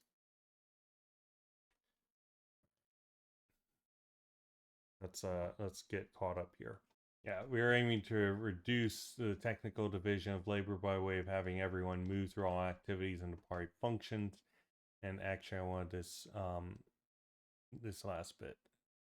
So the party discourages people from a personal vocation within it. Instead, everyone simply works for, within, and at the behest of the party. Okay. All right. So all members of the party need to be involved in direct proletarian economic struggles, regardless of position. There should not be specialized organizational structures based on workplaces, but instead based on territories. We seek to break down specializations, technical positions, limitations, narrow-mindedness, etc., and make it so everyone can spontaneously take whatever action is needed at any time. And I have a note here, and this is more of a question. How do they organize the distribution of labor in a coherent manner and determine who is best to do what at a given time? And I'm mostly talking about, for example, during an emergency, right? How do they how do they determine who's going to do what? Um, do people just like uh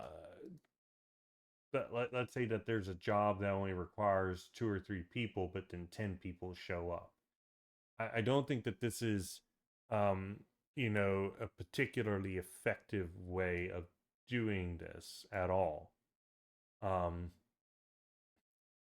and sometimes there is in fact somebody who is just really freaking good at this one particular thing. How do you determine who's going to be going and doing what at a given time? I don't know. I don't know if they have a way of doing that.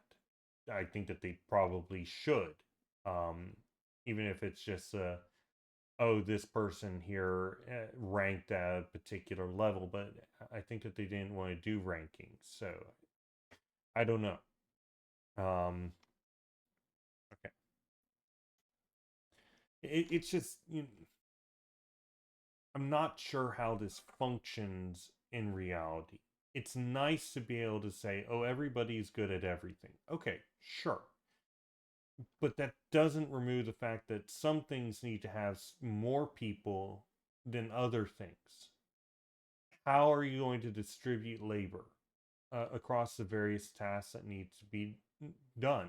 I mean, Marx, in his writings about communism, specifically says that that's one of the parts of administration, um, distribution of amounts of labor to varying tasks. Um, and yeah, it's not really about individuals there, but you're going to need to have some way of determining what's going on there. Maybe everybody's name just gets pulled out of the hat with lots or something. I guess that might work. It wouldn't be great in terms of speed. Though of course you could have like a randomizer or something on everybody's on a screen or something. I guess that might be viable. I don't know. I don't know what the plan here is. All right. Party needs to merge its life, its activity, etc., with the masses, not collapse in on itself and lose its connection with the outside world. And then every section of the party needs to do all activities of the party, not one thing in particular, as those things, theory, study, historical research, propaganda, proselytism, and trade union activity, are dialectically related. All right, back to the text. Who benefits? The party's political organization, therefore, is structured and forged by means of the perfect agreement of its functions and its specific and general duties with the program traditions of revolutionary Marxism. Organizational and disciplinary expedients cannot replace this. All right, so basically, they're saying the real life activity of the party needs to produce the needs to adhere to and produce the results of the program and whatnot. Um, and simply going in and saying you need to your organization needs to produce this or else something bad will happen to you. It could be that we determined that your organization is expending resources too much and not giving it back as much. And therefore, we're retiring that, and you're going to be replaced with some other thing or something along those lines. Um, and that's not going to produce the correct organization. Uh, I don't know exactly what the plan here is. No, I do, because we've already addressed that in Communist Party and the Theory of the Left, but they don't explain here. All right. For 7 years now, denigrators of the left have been repeating that hitherto the party has been going through a circle phase. In order to emerge from it, organizational and disciplinary measures are required. For 35 years, no one has noticed that they're living in and among circles. Only the theorists of the circle phases have had this powerful flash of enlightenment. Thus, these latest doctrinaires of their false theory have accredited a lie that the political party arises after having completed the circle phase, which the party supposedly incubated. Thus, we witness a new historical sequence: first circles, then, after organizational disciplinary action, the true party. In reality, circles are an invention by detractors of the left to justify their false political theorems, their eccentric interpretations, and their insane organizational disciplinary measures for mastering the organization's circle phase. Within the same purpose, fractions were invented by the degenerating executive of the Third International in Moscow to destroy the left. Over and over again, within comparatively greater force than us, past generations of left communists repeated these same considerations, the national and international conferences to greater and lesser leaders of the communist movement. Over and over again, we have heard it repeated that they were the fancy notions of visionaries and that we were factionists, and that this was enough to warrant our expulsion from the party under a cloud of treason. It is easy enough today to establish that what the ignoble aim of the Iron Bolsheviks was, but is much more difficult to fully understand the way usurpers of the revolution betrayed communism and destroyed the party. Back then, even back then, we heard repeated the bourgeois doctrine falsely attributed to Lenin of the ends justify the means, as though the means are independent of the ends, as though there was not instead a close dialectical relation between the means employed and the ends attained. When we treated these central themes, Rome theses, line theses, we were accused of being doctrinaire, academic, or of wanting a disembodied party. The most shameful aspect of this false doctrine is it attempts to cast a veil of pious silence 35 years of work and struggle during which a small organization was forged, as though one had been slogging away for a third of a century not to prepare to party but a bunch of circles instead. I do believe that's their accusation. And this does not, redress it. I don't see an active okay, this is about who benefits, and they're saying that the opportunists benefit from this conception. But they don't explain why it's wrong, insofar as it's necessary under this. I guess it's unnecessary under this section. To reinforce this view, the work of rebuilding the doctrine was artificially separated from rebuilding the political party, attributing the former not to party forces but to the genius of Lenin, to whom treacherous reverence was made by publishing his works post-mortem, making much of his name spelled out in full. Okay. A harsh lesson for all. The conservation of our forces, especially in this negative phase, which has gone on for 54 years, is a primary organizational concern for our small party. Is a commitment dating back to the time of Marx and Engels and has allowed the transmission of the doctrine intact from one generation of communist revolutionaries to another. And woe betide the party if this handing over is interrupted by specious stages and turns. We are in the party not as a result of formal membership nor to observe some kind of discipline, but because of our unwavering faith in the program and in the organization that expresses, practices, and defends it.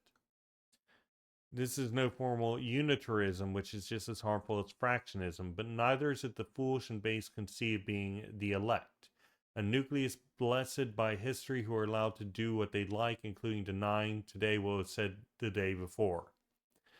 The boasted selection of forces is not a prerequisite but a consequence of the revolutionary struggle. But when it is invoked to suppress forces within the party who are uncomfortable, when faced with the difficult task of opposing the general trend, you must admit we are in the presence of a failed degeneration process, not a practice to help strengthen the organization. Okay, let's grab this section right here. This is a fairly good section in my view. Nothing particularly new, but a good way of putting it.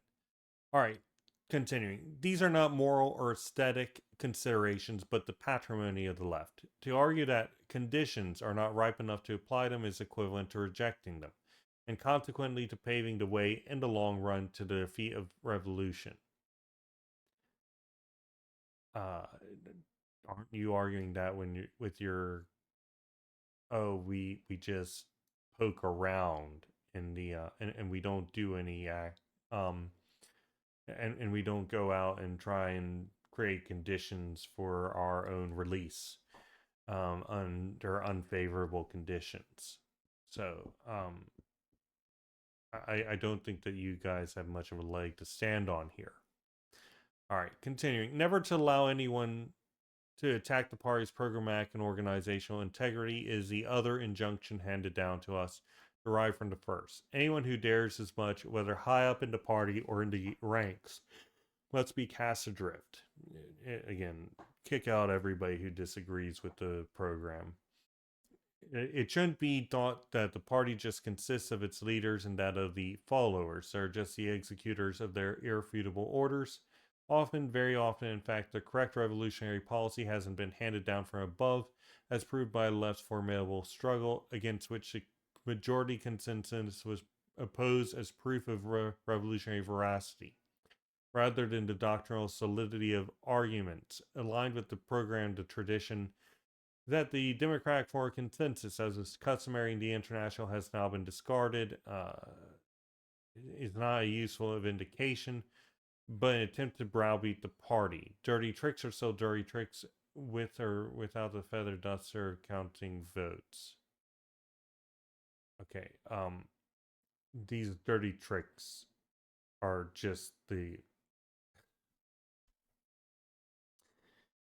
If your entire basis rests on people not, engaging in internal struggle as a matter of, you know, common fraternity or whatever, then you're going to have problems. It's that simple. Um, your organizational structure is not constructed in order to deal with these, and that's the problem. Now, democratic methods don't necessarily fix these, but it forces them in particular ways.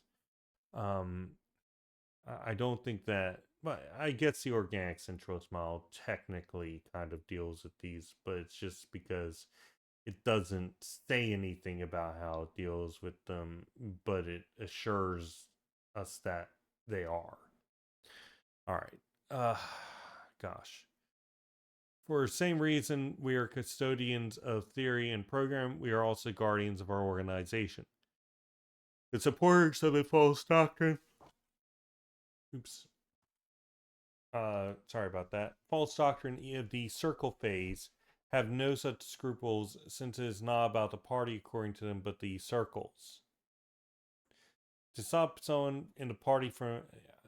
I don't think that's the case. I think that the argument is essentially that the party arises from the perspective of somebody who would be arguing this. It would essentially be that all these disparate organizations of varying proletarian formations, petty bourgeois formations. It might be people fighting for human rights. It might be various religious groups that are concerned about the human condition. It might be various trade unions or or student groups and such, and they make the realization that they cannot achieve their goals through their disparate struggles. So they create what amounts to a federation or association of organizations as a political class party, the Communist Party.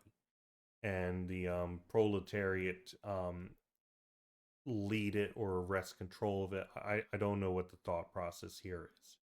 And then what they're saying is essentially all these different groups, they need to be broken down. They need to have their spine broken across the knee of the central power, and go in and unify everything, all these disparate groups under the shared communist goal. So I don't think it's about the circles so much as it's about we need to create a structure of discipline in order to get everybody um, on the same line, and produce the party by way of making it so everybody's on the same line via that discipline. It's not about the circles; it is about the party. Um, in this conception, I might be wrong about how these guys are conceiving the birthplace of the party, but I have no idea. All right, continuing. To stop someone in the party from pontificating in true Pharisaic fashion by serving up solutions selected at random in crass ignorance of our history and the history of our class, you ignore the fact that central questions never reappear in exactly the same guise. This is to prevent the party from being periodically subjected to hot and cold showers and having to adapt to the whims of random passerbys. Um, I don't really know what this means. Um, okay, maybe I'll explain in its next section. The party must be able to control every aspect of its life, carry out each of its organizational roles in such a way that nothing strikes it as unexpected, incomprehensible, or mysterious. Passing off its position to the left of terrorism is a gleam of light for the proletariat, that the folksy political traditions of extremist factions, with their lumpen intellectual student base, represent a revolutionary camp. They're probably referencing the various left-wing radical terrorist student groups that were going around, like the RAF and the Weather Underground. They probably would be active at this point, or maybe it was a little before. I'm not sure. Uh, the idea of workers' committees is fanciful in that working within them is activism or economism, and then immediately to state exactly the opposite. Not because anything has actually changed, but due to impatience and disappointment that no immediate gains have been made. That such oscillations represent the tactics of the left only disorientates militants, sows discord in the party, erodes the organization, and compromises decades of hard earned, consistent work. Um, I do think that's fair to say that if your decades of consistent work are not producing any appreciable effects, then that means that you're probably doing something wrong. And maybe conditions have just changed and you need to reorient. Um, I'm just going to put that thought process out there. I'm not going to stand super hard on it, but, you know, maybe some self reflection is at hand, and maybe you also need to take into account various time frames of activities and determine the effective bang for your buck depending on your organizational size and abilities, because if you are dumping resources into something that's not actually getting you anything of quality or quantity, and you keep on doing it because that's what you have been told by the past to do, um, then that might be indicative of larger problems at play. And you should probably be, in fact, looking for something new that actually produces results in an appreciable time frame. We don't have all our lives to be doing this. In fact, we probably got one lifetime before capitalism kills us all from climate change. And it's really that simple.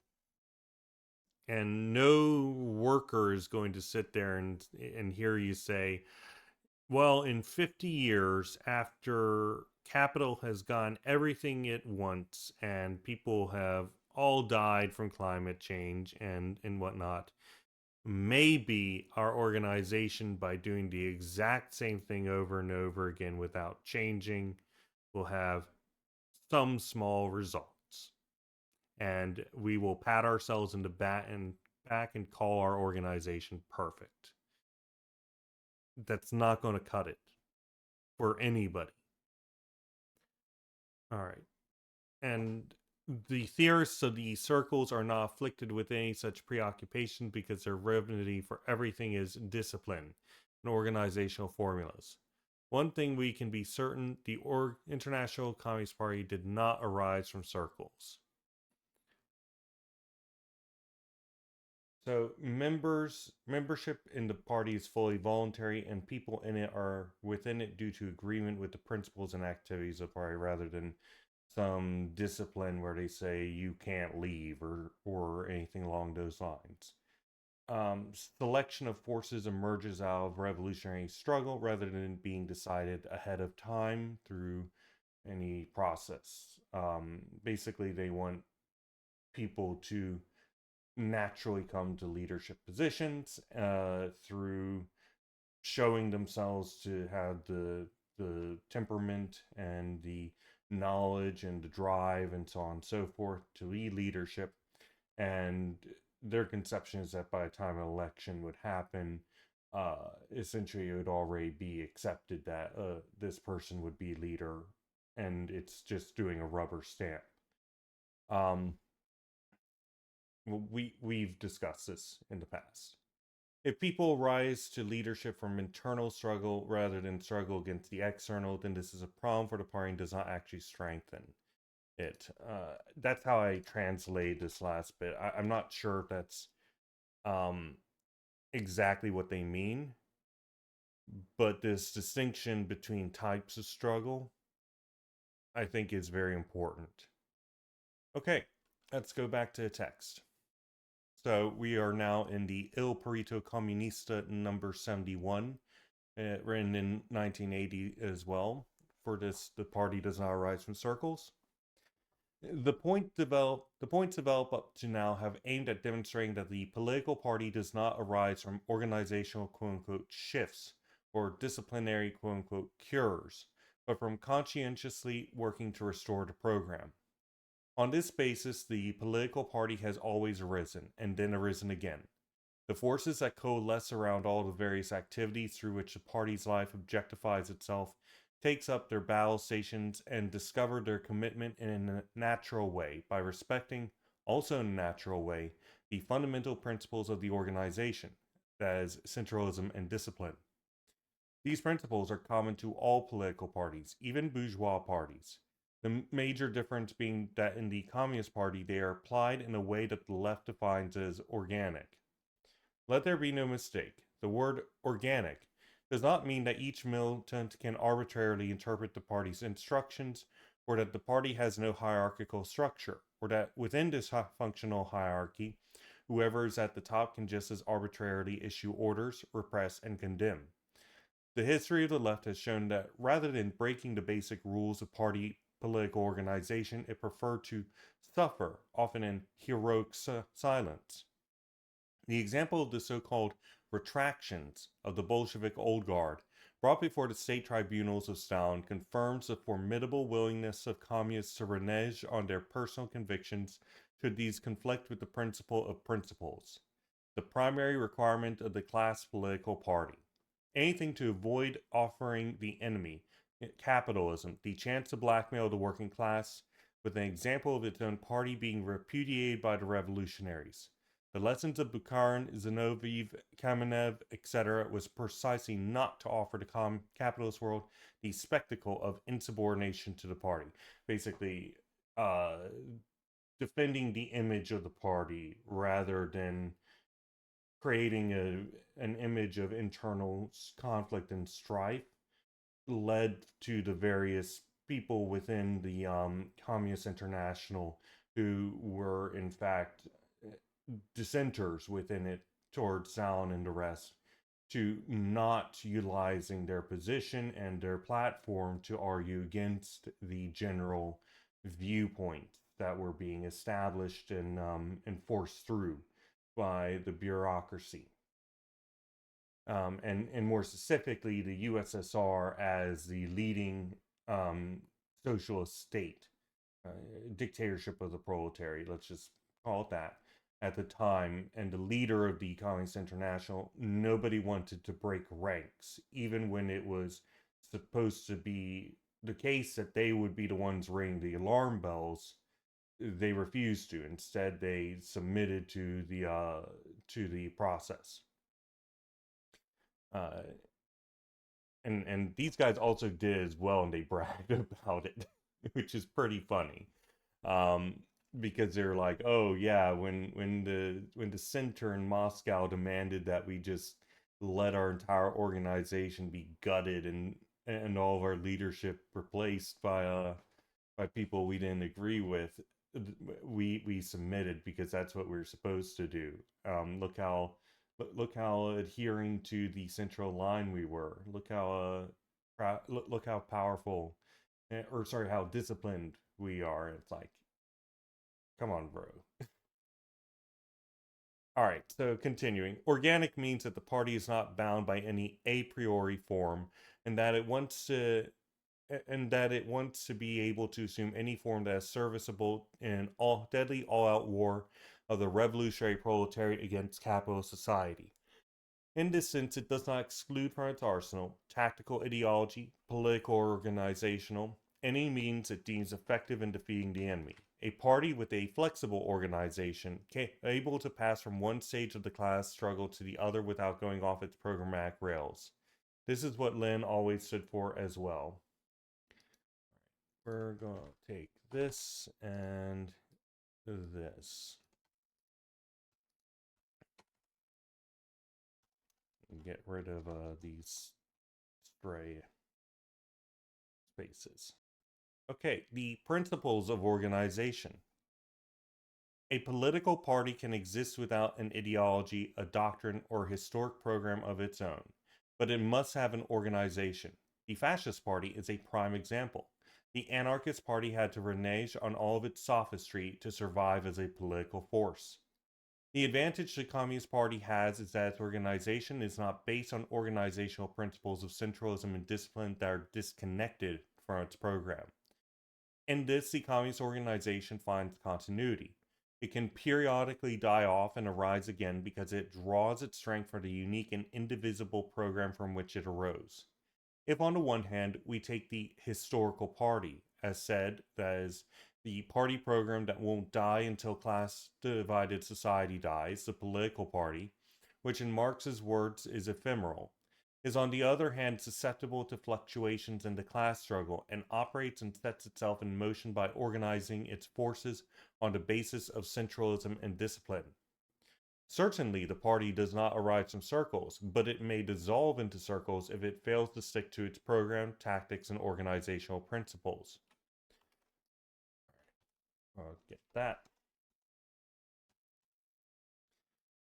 Another aspect that characterizes the application of organizational principles in the Communist Party is that the discipline is spontaneous, even when, due to force majeure, the party has major force, superior force. Okay, the party has to equip itself with a military organization. Here, too, it should be emphasized that spontaneous does not mean acceptance or rejection of discipline, depending on whether or not one got up on the wrong side of bed in the morning. One of the principal arguments which the left used in its fights against Moscow's degeneration and against Stalinism was, and still is, that it is fatal for the party to think that it can correct deviations by means of organizational and disciplinary proceedings. Uh, my understanding with organic centralism is essentially that the first thing that one does is they establish their universal, invariant historical program, and then they kick out more or less everybody who disagrees with it. Then, through a process, you essentially construct an organizational format, and we can talk about the effectiveness of this and whether or not it's something to pursue, but essentially make an organizational format that is such that people are unable to take actions that are not to the benefit of this program. The only actions that they can take are ones that are, in line with it. So I don't think that they maybe they have a different conception of deviations in this sense, but it certainly seems like they are seeking to correct any deviations through organizational structure and to have a fluid organization that's capable of reshaping itself to stop any incorrect methodologies and whatnot. Okay. Let's just continue. The party establishes rules of operation that may change in the various phases of the class struggle, corresponding to the actions and activities it needs to carry out. These rules must also respond to specific requirements and organizational principles in order not to disrupt the underlying party structure. Ensuring optimum development of the party's internal life and work is not a secondary matter, nor is a moral issue in the pejorative sense of the term. The tormented history of the International has also had to undergo the opportunities contamination in these ways as well, which the left, though it persistently denounced opportunism in the strongest terms, was unable to prevent. The small party cannot neglect these aspects or consider them secondary as compared to the bigger tasks that need attending to. The proper functioning of the party not only derives from strict adherence to its program, tactics, and organization, but also from combining its internal with its external functions. All right, we're going to grab this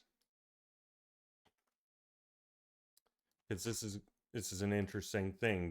They say that, oh, actually the rules of operation change as circumstances change. So was there a distinction between rules of operation and tactics? I don't know. I've not heard them utilize that term before. Okay. Continuing. In this respect, the left gave precise guidelines in the form of precepts that relate in their literary expression more to feeling than to reason. Were bound to provoke a sarcastic response from the iron neo-Bolsheviks, steadfastly opposed to any moto dell'omino.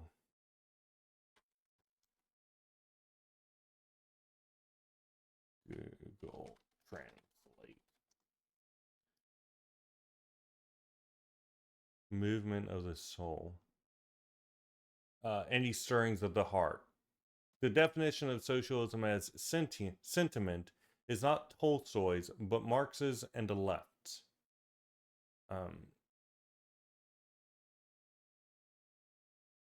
I'm a little confused. I mean, I'm not going to strictly disagree, but I've not heard any. I mean, Marx does have a large amount of concern for the human condition and discussion of, you know, alienation and the various degradations that happen under capitalism. And definitely got a humanist, at least, if not basis, then trend, tendency, and whatnot. But I don't think that Marx has ever defined socialism as a sentiment. I'm very confused as to why they said that, and I would like to have some sort of citation for it. But if they're kind of just putting that out there, then sure, I guess. Okay, continuing. And we fail to see how this sentiment is supposed to permeate tomorrow's humanity if the fighting community, that is today's party, isn't also permeated by it. The quote, fraternal consideration for other comrades, which so scandalizes imbeciles and offers a pretext to hypocrites for their diplomatic maneuvers, is one of the precepts of party life. It signifies solidarity of comrades among themselves, not condescension. Okay, again, well, okay, they say solidarity is a material force, not a weakness. Absolutely so. Solidarity is a material force that's produced by material relations. The party has to produce the conditions for this solidarity to be the case, rather than a dog eat dog scenario.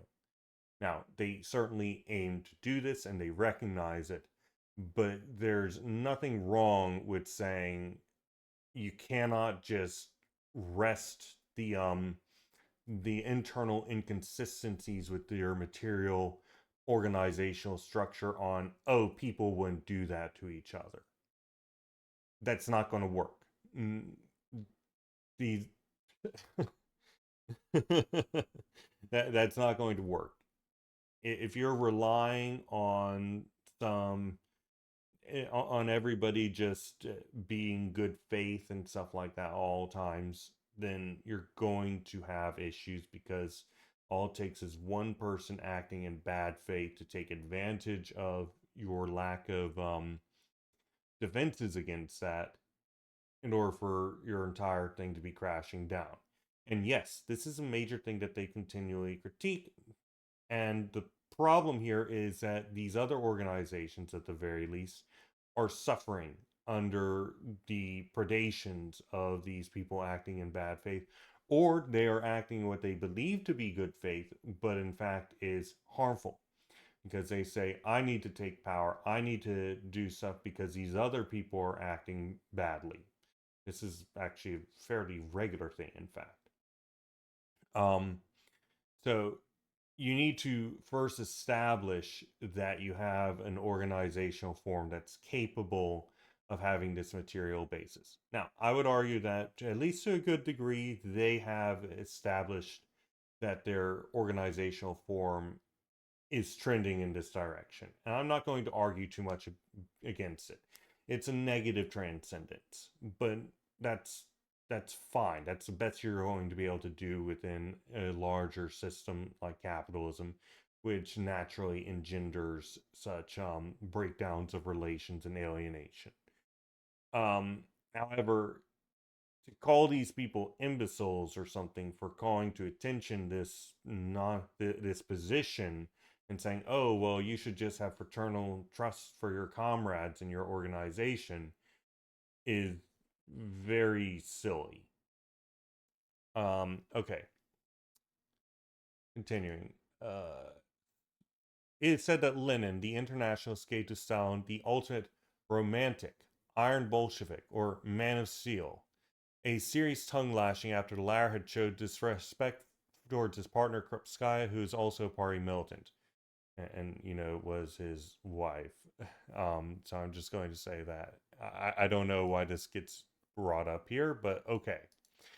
Another priest, and I think that it's important to note here that Stalin was actually doing it in Lenin's interest in heart, because what was going on was Lenin was under bed rest, um, under orders by his doctors after his multiple strokes, and he was not supposed to be getting access to any political information because it would cause him to, have intense emotions which could cause greater harm.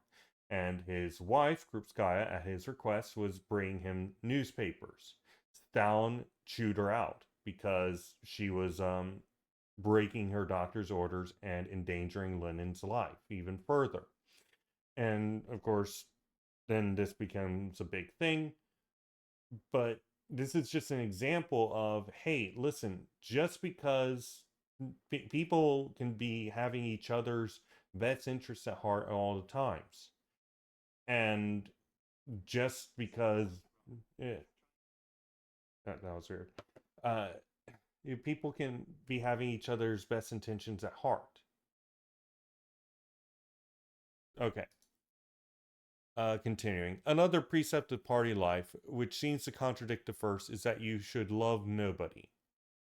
The hysterics who can't appreciate the profound truth within the paradox interpret this to mean that affectionate feelings between comrades are forbidden, that comrades should be regarded as mere instruments, to be used or cast aside, of a party viewed as a metaphysical Moloch, to whom everything must be sacrificed, forgetting that the political party cannot exist without militants. The meaning of the precept is, on the contrary, you should love all comrades, not favor some and exclude others. The idea that the party is just a cold social organ, all rationality and militant science, as though it were a machine, is wrong. Even if in the party rationality and science are not derived from individuals, but from the body and the class as a whole, interpreted by Marxists and condensed into texts and theses which are transmitted over the centuries and successive generations. And there would be no science and rationality without the decisive impulse which passion and feeling provide. Without faith, instinct, and sentiment, there's no reversal praxis. Um,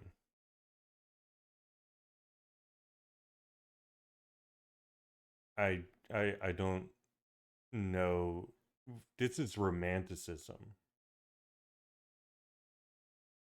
Uh, this, this,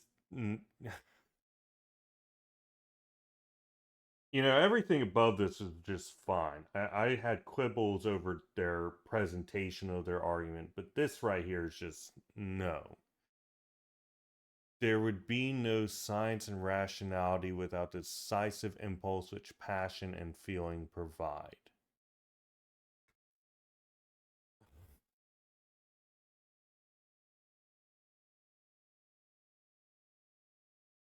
Why do they do this? Okay. There's no such thing as science for science's sake. Um, okay. Marxism for Marxism's sake, or the party for the party's sake. Marxism and party are weapons and organ of the last history's revolutionary classes, the proletariat. Okay, I kind of want to step in here. The thing is, Marx makes no moral condemnation of the bourgeoisie. I mean, he does, but his argument is never based in any sort of moralistic analysis. Rather, it's based in a materialist one. It's based in these are the circumstances that the bourgeoisie find themselves in within society, within their social organization. If a member of the bourgeoisie does not act as a member of the bourgeoisie, then they find themselves cast into a different social role. And these social roles just exist from essentially a social condition. It's a social condition. It's not something wherein effectively, there's a produced will or something like that. It is Marxism for Marxism's sake. That is the argument that Marx is making. Yes, there is a drive for this produced by the social forces in society. And yes, there's a passion that develops, but that passion is based in a materialist reality.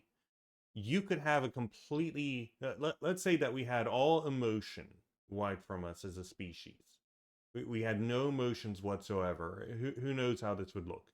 Maybe we're blindside scanner aliens. We would still come to the conclusion of communism. under our social relations, because it's not based in, oh, I'm passionate about these things. It's based in, I have a material relation to the means of production that produces a particular relation of domination. And domination is unhealthy in a material relation between peoples, right? I don't think that you need to have any emotional component to it. You absolutely can, but you don't need one. It's the same as science. I don't need to have an emotional component, a passion or something like that to test whether or not my phone drops on my table to see if gravity is still working. I don't have an emotional attachment to gravity. Yes, passion becomes life's prime. Labor becomes labor becomes passion, and labor becomes life's prime one. So passion is the thing, is the basis of society under communism. But that doesn't mean that you need faith, instinct, and sentiment to come to scientific conclusions, to come to Marxism, to come to the desire for the party, right? Especially the party, because the party is something that emerges out of the struggle. It's not an act of passion which produces a party, as these guys have argued over and over again. I don't know where this entire paragraph came from. All right.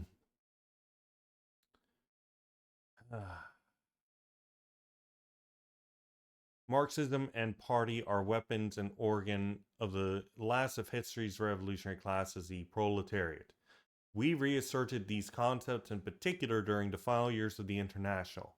We are forced to witness poisonous infighting tearing the glorious bodies of the International Party apart when it was still in its formative stage, when fratricidal groups and factions formed, engaged in no-holds-barred struggle, of which the macabre synthesis was Stalin. All right, I'm going to add this just to rip on it, because I I'm in entire agreement that the party is not just as cold social organ and stuff like that. I'm entirely in agreement that it's not the case.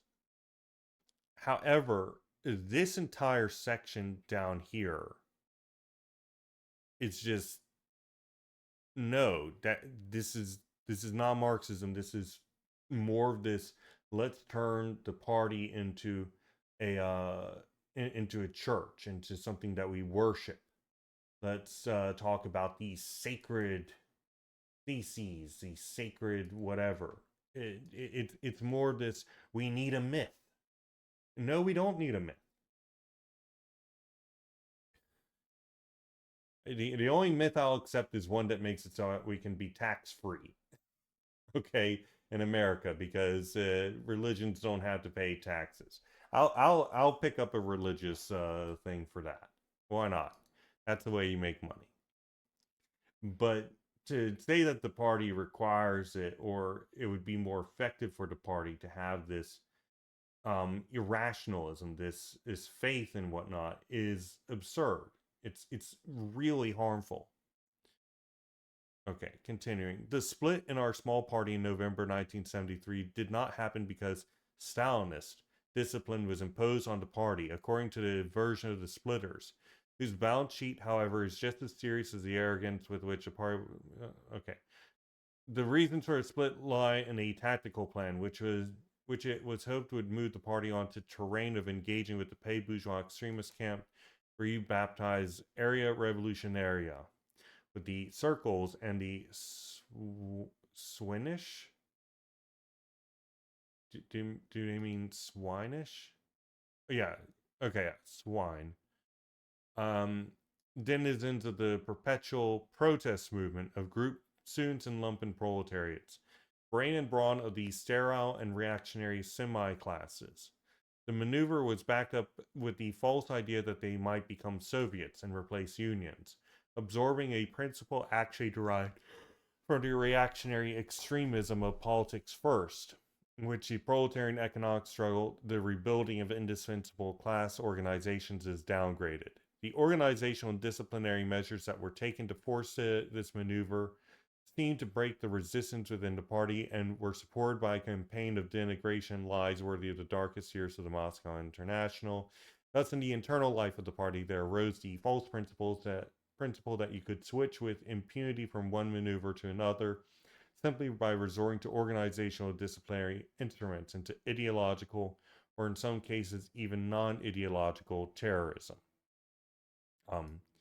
So I'm just going to say that this right here is what they describe as the military stage, wherein the organic centralist model is temporarily abandoned, and the organization takes on a strict military hierarchy and stuff like that to engage in the struggle in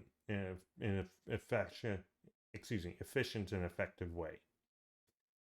I've talked about how essentially I don't think that you can make a strong distinction if you're going the path that they do, wherein you got this past, present, and future organization, because you're kind of leaving out that military part, which is a definite part of at least either the definite part of the past, potential part of the present, and definite part of the future, unless the party disappears. So I don't find it at all unsurprising if their party started picking up military organizational structures. Okay. Or in some case, and I don't think that it's necessarily wrong if they did, if that's a thing that they need to be doing. If you're supposed to be carrying out all actions throughout the lifetime of the party at all points of the party, right? And that means that you would have to have some sort of military organization in order to carry out military action, right? So, where is that? Okay. Or in some cases, even non ideological terrorism. Increasingly relate. I think that I wasn't very clear in that, but we'll maybe go over that later when I'm going through the stuff. Increasingly, relations between comrades came to be dominated by mistrust, diplomacy, and even hatred justified by a new slogan of the necessity, for the good of the party, of political struggle within the party. We didn't complain at the time about the sudden tightening of disciplinary measures, nor about the police-like conduct of the center's emissaries, because it is non-negotiable fact that communists do not complain about discipline. We complain because these means, when used unexpectedly, make communists feel that some indefinable change is happening in the party, which they are understandably suspicious about. Despite all this, we remain steadfast in our duty to submit to the party leadership without relinquishing the necessary function of any of our comrade to act as a check on the action of the leadership. Why didn't you act as a check on the leadership then? What's the point of having this thing if you're not exercising it? Okay, continuing. We relate these painful and lamentable facts, so unworthy of the communist left tradition, to the serious young comrades of yesterday and those of today who never got to hear the truth or only a distorted version of it, so that they can arrive at the objective realization and that the ways in which the party may be destroyed are many and various, yet all can be traced back to historical experience which the true party possesses, and which genuine comrades have a duty to research and defend, cost what may. I think they mean the historical party when they say true party. We'll take this and let's just finish this up before I go back. From party to circles.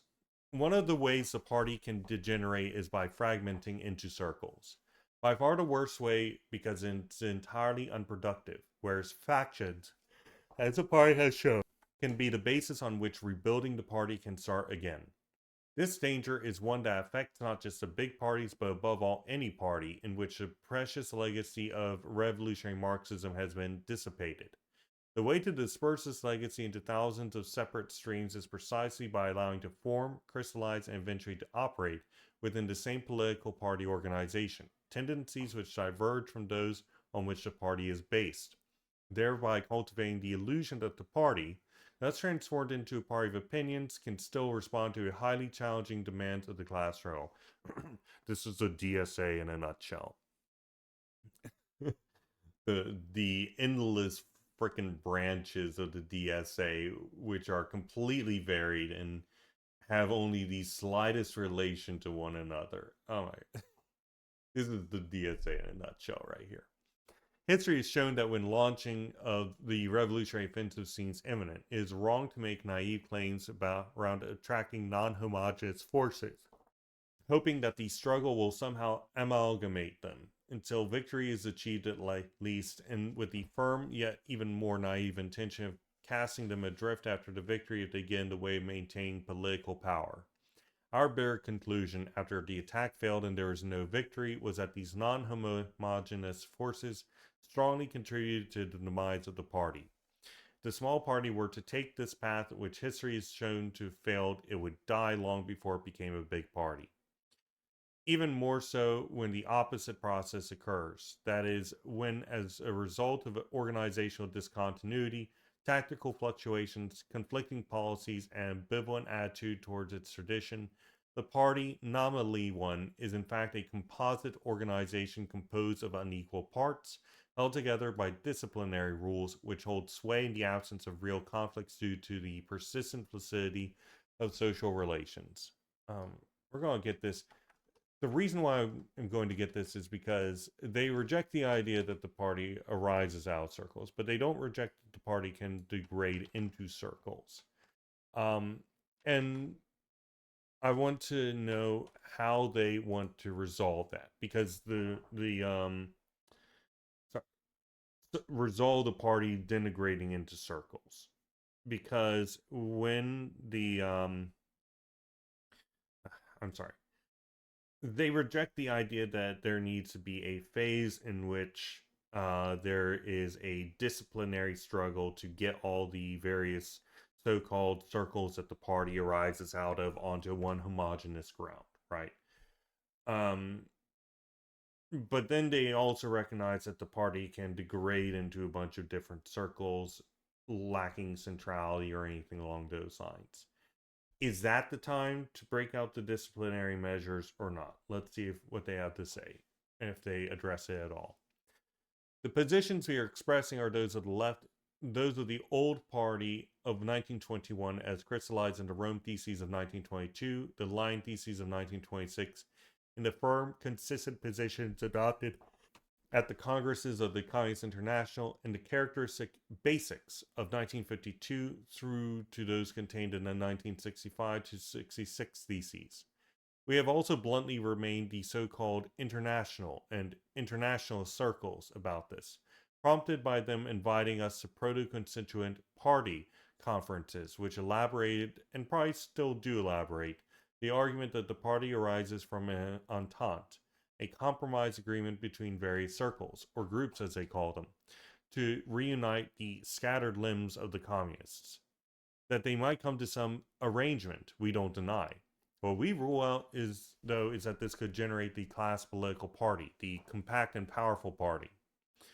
It should be recognized that these constituents are at least consistent because they put their words into action. Not so those who preach a false doctrine that the party arises from circles and practice it only behind closed doors. Whether out of shyness, opportunism, or both, we don't know. The left's positions do not lie somewhere in the middle between brazen constituents and shy constituents, but clash with both, since both denigrate the left into true party. The party grows and develops in ways that are already known, that is on the foundation of the left's heritage and not through an accumulation of self-proclaimed revolutionary circles or groups. This isn't an argument because there's nothing to say that it doesn't apply to other organizations, which these people could be talking about. towards which we can pursue a policy of emptying them out to liberate the genuinely proletarian forces within. Put it another way, the circles would enter the party and damage would cause would be the worst imaginable. The party might experience a surge in membership, but only be transforming itself into a collection of fratricidal tribes and clans till complete degeneration sets in. All right. We will talk more about the actual mechanics about the of this when we get to discussions on recursions and developing those in cybernetics, because what they're discussing fundamentally is a process of fusions of these varying groups of activist circles and whatnot under one banner of a larger recursion. We can technically understand individuals joining any organization as something to this degree as well, but they're talking about these individual activist groups. This is a larger critique of the concept of party fusions.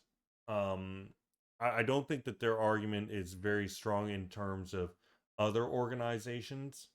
I don't know what other organizations there were, but I can say that their claim that they are special because they have a foundation on the left's heritage, because they're just replicating what was in the past more or less, and they have effectively sidestepped this stage or skipped it.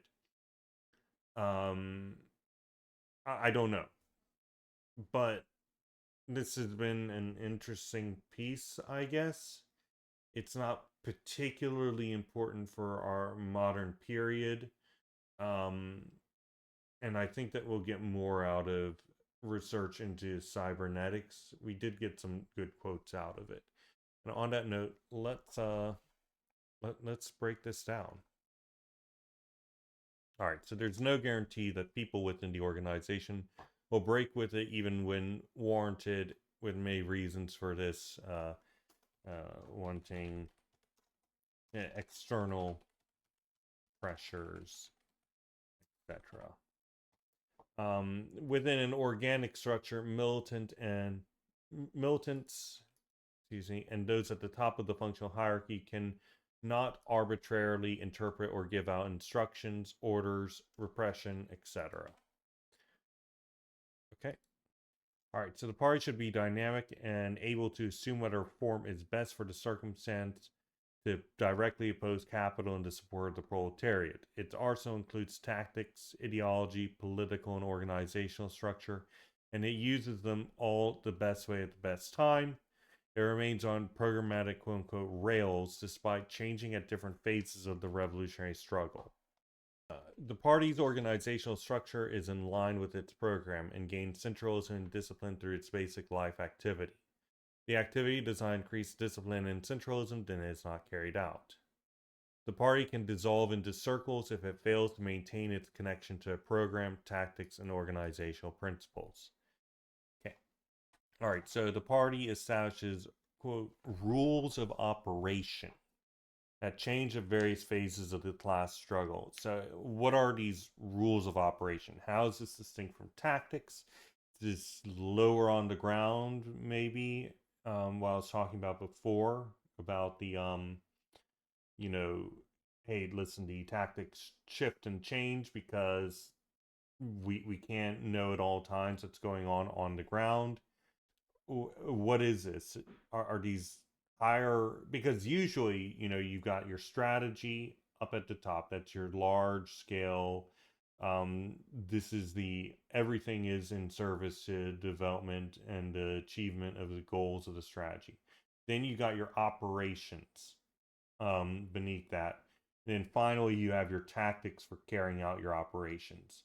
Are these operation rules of operations, you know, in regards to this middle thing here, or are they regards to on the ground stuff? I don't know. It doesn't explain. Um, so these rules of operation respond to specific requirements and organizational principles in order to not disrupt the underlying party structure. Um, so it's in dialectical relation with all those other stuff that we've talked about in the past. I don't know what these are. I would like to see them, but who knows where they are? um, who knows? It would be nice to have a list. I'd like to have their program. I would like to have their list of tactics. I would like to have their list of rules of operation. I would like to have their list of principles. I'd like to have their list of what we call it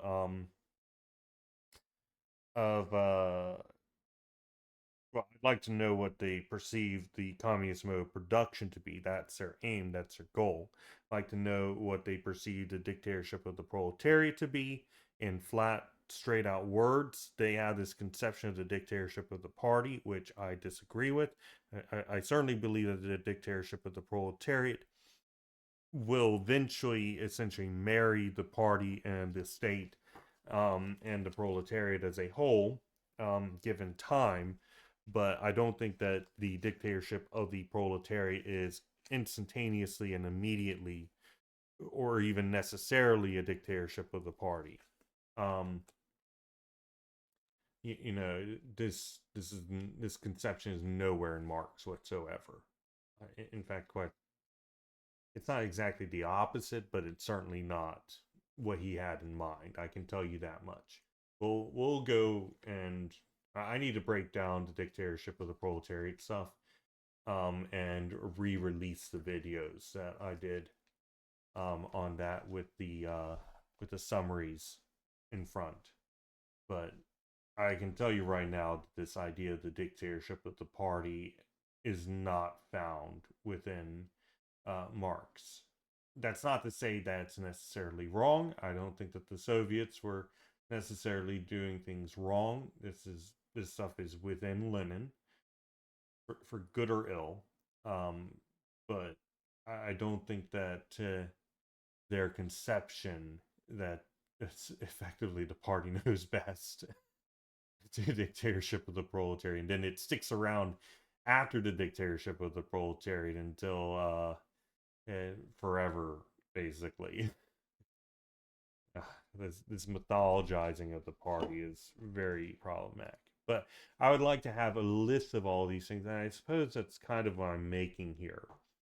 Their organizational structure and so on and so forth. Um, I wonder if they ever made one. If they did, it is likely internal to the party. All right. See, there's a bit I wanted right here because I think that this is a good way of putting this. So we're gonna put this there. All right, so the party recognizes and supports all of its members, and members should love all their comrades, not favor some while excluding others. And I also want to note here that if we are prefiguring communist society, and I generally agree with this with the recognition as a negative transcendence, not a positive one, and that is essentially things kind of have to be forced by conditions, and we need to have some process of this regardless. It's just the way a negation works. When the external conditions have not changed, prefiguring communist society would actually involve having free love, right? This is something Engels discusses in Origins of the Family. He discusses in multiple other places. I was recently listening to an audiobook from Socialism for All by Engels. It was about early Christianity. I can't remember the exact title. But effectively, he talked about the internal struggles between the varying factions, and that there were sections within the early Christianity that were a lot more open with free love, none of this self-flagellation stuff. But these groups eventually got beaten out by others because this conception of controlling of sexual bodies and sin and whatnot was better for the mode of production at the time. If we are prefiguring communist society, then we should be talking about free love, in other words. And it's important to note that these groups that were in early Christianity, Engels, quote unquote, supported, at least over what ends up winning out at the end. Okay, the party is a conscientious organization with a strong knowledge of the conceptions of the membership and their beliefs and needs. There's also this whole section of how science and the like is only done thanks to faith, passion, and feeling. This is dog shit. Ignore it. It's not the case. I agree that the party is a conscientious organ. I don't disagree with that for a second. But this idea that rationality and science and stuff is, gosh. Anyway. All right, so forcing through changes in tactics and the like by disciplinary measures and organizational change is a subpar way to carry them out. Leads to poor internal relations, mistrust, diplomacy, and factionalism controlled by yet more disciplinary action, which trends towards bureaucracy. And I think it's important to ask the functionings of the military organization when that's in play, along with how the party achieves this military organization, which replaces the organic one, at least supposedly temporarily, along with how to dissolve it and when it starts adopting one, if there's ever a period wherein the party does not at least have one section that is on this military footing. None of our readings have actually really included what the party is supposed to look like as it swaps over to this thing. We know that the organic model is abandoned and there becomes a strict hierarchy, not one from essentially all these different things. Are elections applied or something like that? Is that supposed to be the case? Probably not. I don't know. May they just utilize the same military doctrine in terms of determining positions as just any militia. Who knows? The party can fragment into circles, DSA style. They do not address how the state of affairs can be fixed. Okay. All right, so if the party is constructed out of non-homogeneous circles, then it would lack continuity, have constant fluctuations and conflicting politics and policies, policies. And despite being nominally one organization, instead be composed of unequal parts. These unequal parts could only be held together through disciplinary rules. In the absence of a way to combine these circles and homogenize them, there are no functional social relations within the party. It would be highly dysfunctional and therefore be unable to carry out its activities as a party. And that is the text of Il Partito Comunista. The party does not arise from circles. Next time we will be reading through, where is that? The 1989 Party Theses and Classical Evaluations on Imperialist Wars. And that will be the last piece out of the Il Partito ICP's left communist reading list. That's the reading today, guys. Thank you very much for attending.